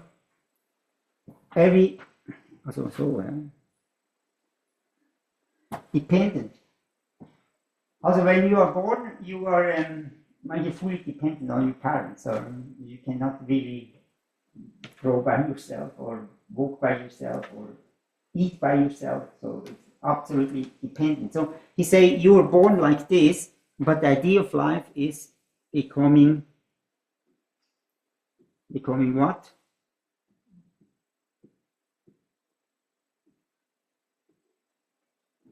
So independent. I make a lot of spelling mistakes, but please forgive me, huh? I'm too nervous. So he said, but for becoming independent, there is a way to go and there is a training to do. So people want to be independent, but often they cannot take care of themselves. They don't look to themselves. They don't brush the teeth. So they want to do everything, but they not really are disciplined. And also he say to become dependent, you have to go away. So the first thing he talk about is proactive. You have to be proactive. This is the first step. When you want to become a leader, you have to first go to that. And when I train leaders, what I do now, then I train leaders first to become proactive. Proactive means when I have to tell Ezra, I have to tell where do you have where do you have the, or did you correct the assignment? And I say no, not yet. I say, but last week we said you will correct the assignment. I say no, correct the assignment. And next week I come, did you correct the assignment? I say, yeah, I will do it. Is this proactive? No. It's an example. That's an example. That's an example. But for a teacher, you make it specific. Then it has more flesh on the bones.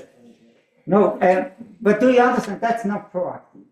Proactive is actually that you do what you have to do without the people tell you always you have to do it. No, do it.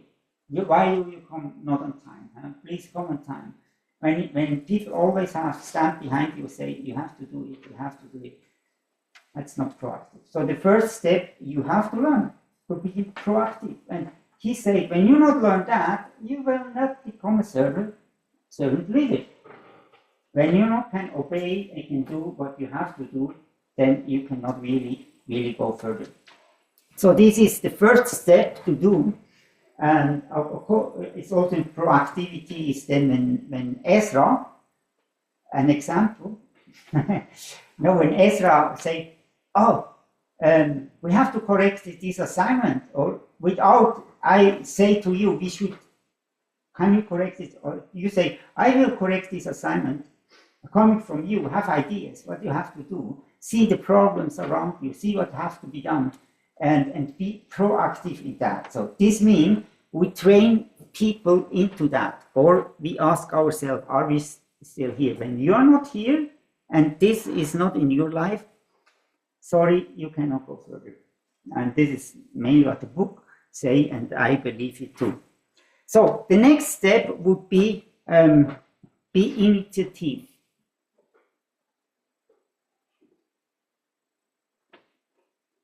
Also, in the book it say have the end in mind, or this is the title in the book. So now you start to become initiative. You say, okay, let's an example. My son, he did his 9th grade in school, his obligation school, and then it would be the question what to do. And so that's not so easy when you're parents and you children get out of the school. What is the next step? What do they do? And so I was so happy. Then he said, okay, I want to become a mechanic. I want it. And he went to the company, he makes the contract, and he went. He was really initiative. He saw, okay, I have to do 4 years, but he was thinking long term. He knows, I want to become a mechanic, so I have to train now 4 years. I have to do this, I have to do this. So he became initiative. Or let's say he is now the leader of the scouts, and he has to bring vision, he has to bring ideas. And so people need to come to this level when they are good here. Then you help them to say, okay, now what do you want to do long term? Think about, okay, I want to be a president. Then you have to work for that, or work for that. Or I want to be a football player. Then you have to work for that.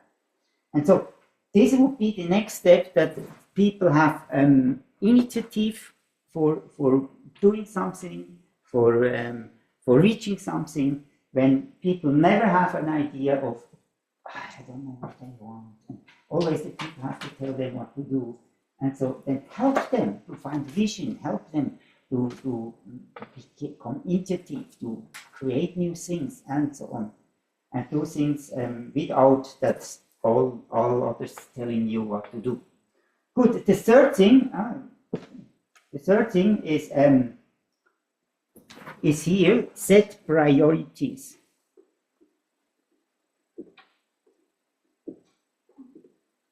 So if you are good here, proactive, if you have a lot of ideas and go, then this is normally what a manager is in a business. So he's very active, he has solution, he can lead the people, and he's really good.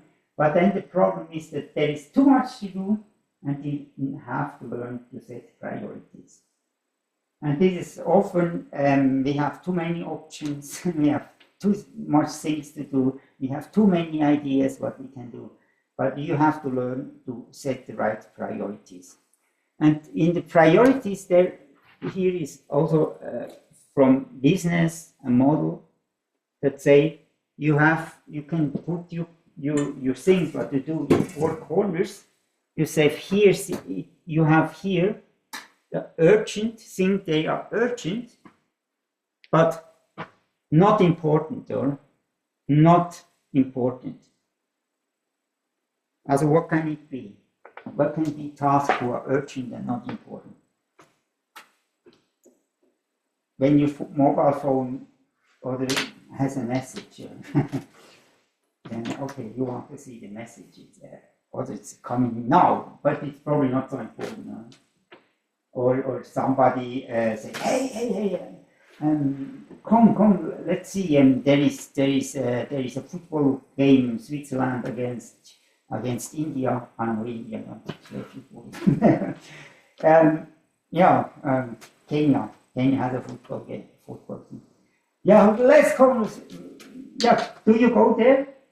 Yeah, it's urgent. You should go, but probably not important though. You have to figure out, there are so many tasks in the day who are coming, who are seeing so urgent but not important. There is a story, a farmer, he say, I have to plant today my potatoes, because then this would be too late. I have to do it today. He stood up, and then he saw that the light is not working in my garage. So he started to try to find out what is the light, and so it was a problem. Then he called the electrician, and he spent a lot of time there. Okay, he fixed it after time. Then the neighbor came and say, I want to go for a coffee. Please come with me. And so I say, okay, I will come with you for a coffee. Then he went there for a coffee. And then he was in the city, in a restaurant, drinking coffee. And then another one came and said, hey, I read in the article here, you wrote something here, but I don't agree with that. And so on. They started to debate, and he spent 1 hour. Then it was midday, he didn't do something in his field. And then in the afternoon, it went on, and in the evening, he found out he didn't plant the potatoes. Because there were so many urgent things to do that he was not aware of what is really important. So things are here. So, and really manager, there are counselors who help manager, and they use these tools just that they can find out what is important, what's not important. Second one is it's urgent and important. Huh? What is that? Yeah, that's not urgent. Or yeah, probably it's urgent in my case now. But I would say urgent and important is my wife is doing an accident, an accident with a car, let's say. That's urgent and important. So I have to look, how can I help her? I have to go. I cannot wait because I have to go. And it's urgent coming. I have not planned it. But there are things here how urgent you have to do. And then there are things they are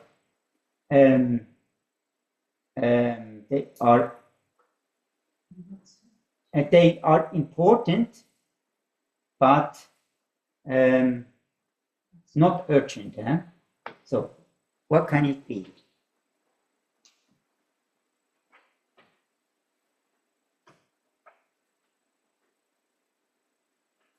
Important and not urgent?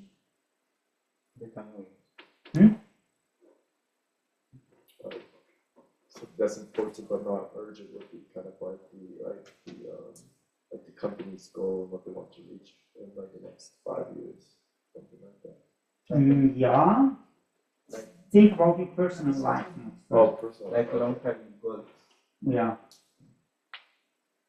Also, I would fit in here to, let's say, quiet time, or to spend your quiet time, to come to rest, to have your Sabbath. They are important, or let's say your family, your relationships, they are important, but not urgent. When you not do your quiet time this morning, and when you not do it day after and the day after, so you can do it for weeks. You don't have to do it. It's not urgent, but it's important. Mm-hmm. It's important. And this is what really a leader should focus on, or this one. This anyway we do, but this we often not do. We often do what is urgent and not what is important. And then the last step would be what do we not have? Not important and not urgent. And anyway, you have to forget that. Don't spend your time in reading constantly your Instagram account and just or no, you just do it. But you have, there is no content in it. Just look, and after a minute you don't know what you watched before, but it's just more holding you online than have any impact. So as leader, you have to learn this, cross out, and put your focus here on what is really important in your life. Is that circle supposed to be on that one? Here, what is important but not urgent. Yeah. This is what you should focus on. Things that you not have to do right now, but it's very important. And therefore, you need, as a leader, you need values, or you need know what is important. And I have my calendar of my values, put it down, and I can orient myself according to my values. Good, and when you have this, this is called the private victory. When you reach this level that you're good in setting priorities, looking to your family, spending time with God, let's say, have your Sabbath, and equip yourself, and also and be initiative, be proactive. Then this is called independent. You will then be a person who don't need others to guide you, who don't need others to tell you what to do, and so on. Yes, Amy. Sorry. I looked it up on the website of this book, and it says here it's not independence, it's interdependence. No. It's not. Interdependence. It says even on your screen. No. I will show you. You are too fast. Yeah. No, I too need fast. To watch you. And here would then be interdependence. Yeah, I see it in the middle. So, yes, you're right. So, I'm sorry. I hope now I'm right. It's it's that one. Yes. Yeah. Okay. I thought you already. I am really But it's not. so. Okay, as he say, that's the first step, and then when you independence, then you kind of think about win-win. This is win-win, huh?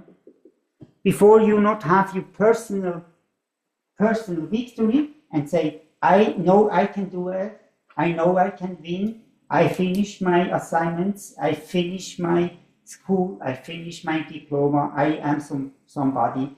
Before you not have that, in his book he said, you cannot not really grow, then this would be the leadership part. Or so you have now to, when you can win by yourself, then you would be able to look that others also can win.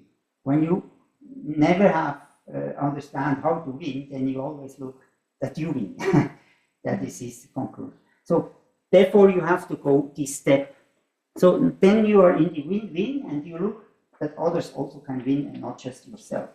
The next one is others first.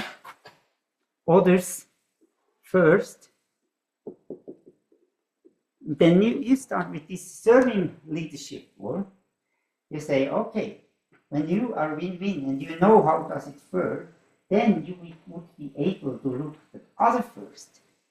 Because I know how to win, I can do that, and I see that God is blessing me and stand behind me, and you experience that, and you are the one who can go and serve.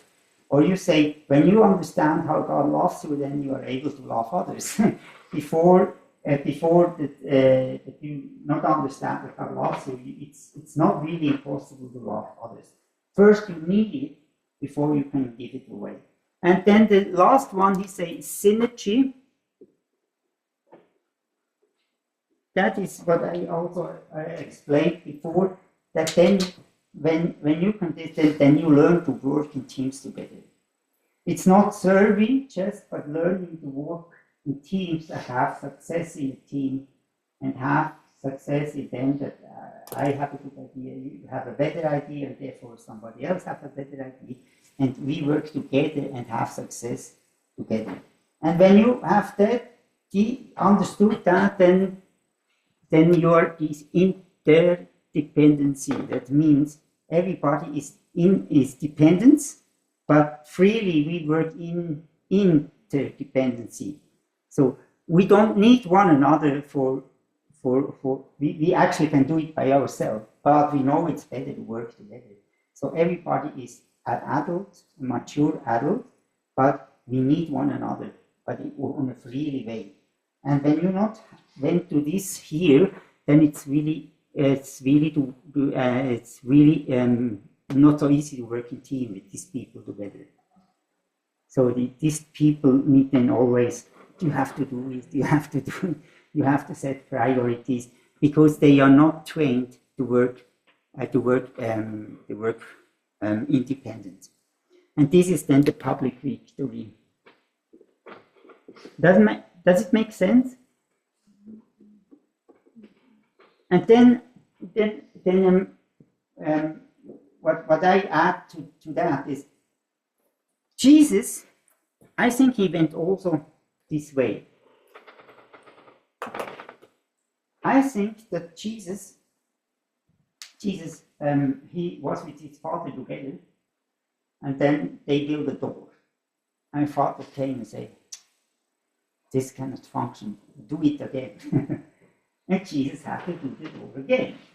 I don't think that, and Jesus just, all what he did perfect. He had to learn it. He had to learn how to fix a door. He had to learn how to make a door for a house. He had to learn how to make a house. And he did a mistake. But he didn't sin, or but not all was actually functioning. So here, this you can read in Luke 2, 49 to 52, you can read that. That Jesus obeyed his parents. It says Jesus obeyed his parents. He learned from his parents. He was a carpenter like his father was, and he learned from him how to do it. So he learned to become independent. Of course, he was not a sinner. He has not a bad conscience about others, and he wanted to work together. But I think also he had to learn. And then this one is then more this Philippians, what we read, Philippians 2:8, where then Jesus really become a servant, or like when he then go to his ministry, he became a servant. He served for others, and I would not put it totally to that, but I think just Jesus. I think that Jesus also went away, and he was not born and did start his ministry. So he went away 30 years, he was trained, and then God opened for him the ministry. And I think what we can learn from it, that we as leaders also have to go this way and have to be trained. We cannot be just a president. We need to train. And when we are not going this way, then it's really hard. When we then become a president and don't win this way, then we become probably a dictator, or we become somebody who is just everything falling apart because he is not able to manage the things or holding the things together. So when you want to become a leader, then you have to train today. That's the summary of the thing. You have to train today. You have to train to yourself in all these steps that you become a leader. And often we think we want to stand there, we want to have a position, we want to be a leader. But I tell you, it's not so easy. To go to leadership is not so easy. You cannot just fish it, you cannot just say, I want to be. You have to go the way. And you have to commit to go the way. There is no shortcut for leaders. Do you know that? There's no shortcut. Every shortcut will not help you. When you do a shortcut and cheat something, it can be in your assignments, it can be whatever you cheat, just to reach a bit the best position or to reach it faster, it will not help you. It will come back to you. All these things, even assignments, discipline, or father who say what you do, and all of that will help you to become a leader. And we have to go this way, and this is often what young people in our generation are trained for. Or they are trained to go, I want to become big, I have a dream, I want to have a lot of money, all of that. But they are not trained to go the way. And I think we as Christians or as leaders, we have to know, we have to train people go the way that they really can take leadership. And this is our task to do. So we not just look for, we had politics or look for, okay, be president and do the right decisions. And we have to understand what is the way to go there. And I talk, of course, of a president who can bring biblical Christian views, not just not talk about Donald Trump or somebody like this. That you really can become a leader for Jesus Christ, you have to go the way, and there's no shortcuts to do. Okay, do you have a question?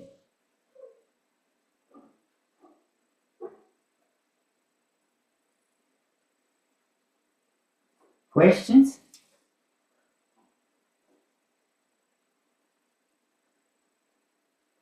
Otherwise, I will come to make this compromises on. But when you understand this here, this is, therefore I went to that. When you understand this, or that you are a servant, and you have first to do your work before think about compromises, think about bringing laws or doing that. You have first work on yourself. A lot of people want to change the world, and they have brilliant ideas, and in the debates they have brilliant things. But you can only change yourself. And if you want to change the world, then start by yourself. By step by step. And when you have this done, then you will be on a position where you can then see what is the best for the people. Do you understand that? Mm-hmm. Because when you are not trained, then you cannot decide what the best is for the people. Then you're still looking for your position, for your that you can win, or then you not look of the synergy. Let's say when we have a debate about something, and then we look what is the best for our team. So Amy has these ideas, and you have this idea, and I have another idea. So my task as a leader is not just make a decision. So look, what is now the best thing what we can do that we can work together. This is leadership, and it's probably not what I want. So, and it's probably also tension because you don't want to have the same, and then I have to find a compromise. What would be the best?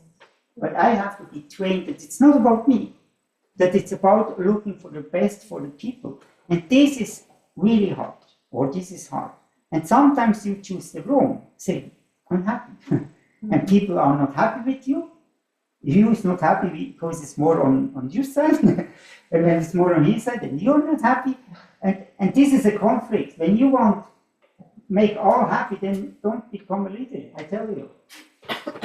So a leadership is not make people happy. So a leadership is making the right decisions. And these sometimes can be very hard. But when you not have this certain leadership, this understanding, and when you're not prepared to look for yourself first, and just want to teach others what they should do, it will not work. It will not work. It will not bring really fruit. So, for making right decisions, you need to be prepared before. So, just to make the decision is the outcome, but behind it needs the preparation of leadership. And now you can ask yourself in which triangle you are. Where do you stand? And be honest to you. Are you standing here or even not here? Then this is the task that you have to do. When you say, I do what I have to do, but I'm not so intuitive, I don't know, then work on that. And people can help you to create visions, to go forward. And when somebody who running all the time around and have no time for nothing, and is not taking care of his relationship and his health and so, because he's so busy, then probably you have to start to back here and have to set priorities, right? Priorities. Manage your life right. Spending money where you should spend your money, and just say, my money is gone, I don't know where my money is. Okay, then you have to manage this. So, and when you say, then start not look just for your success, start to look for others, that others also can succeed. And then start of looking first, because you already have a success. You already know who you are. You reached the potential that God gave you. Then you will be ready to serve other people and help them to find their potential. And in the end, learning to work in teams together. So, feedback. I give back to you. Now,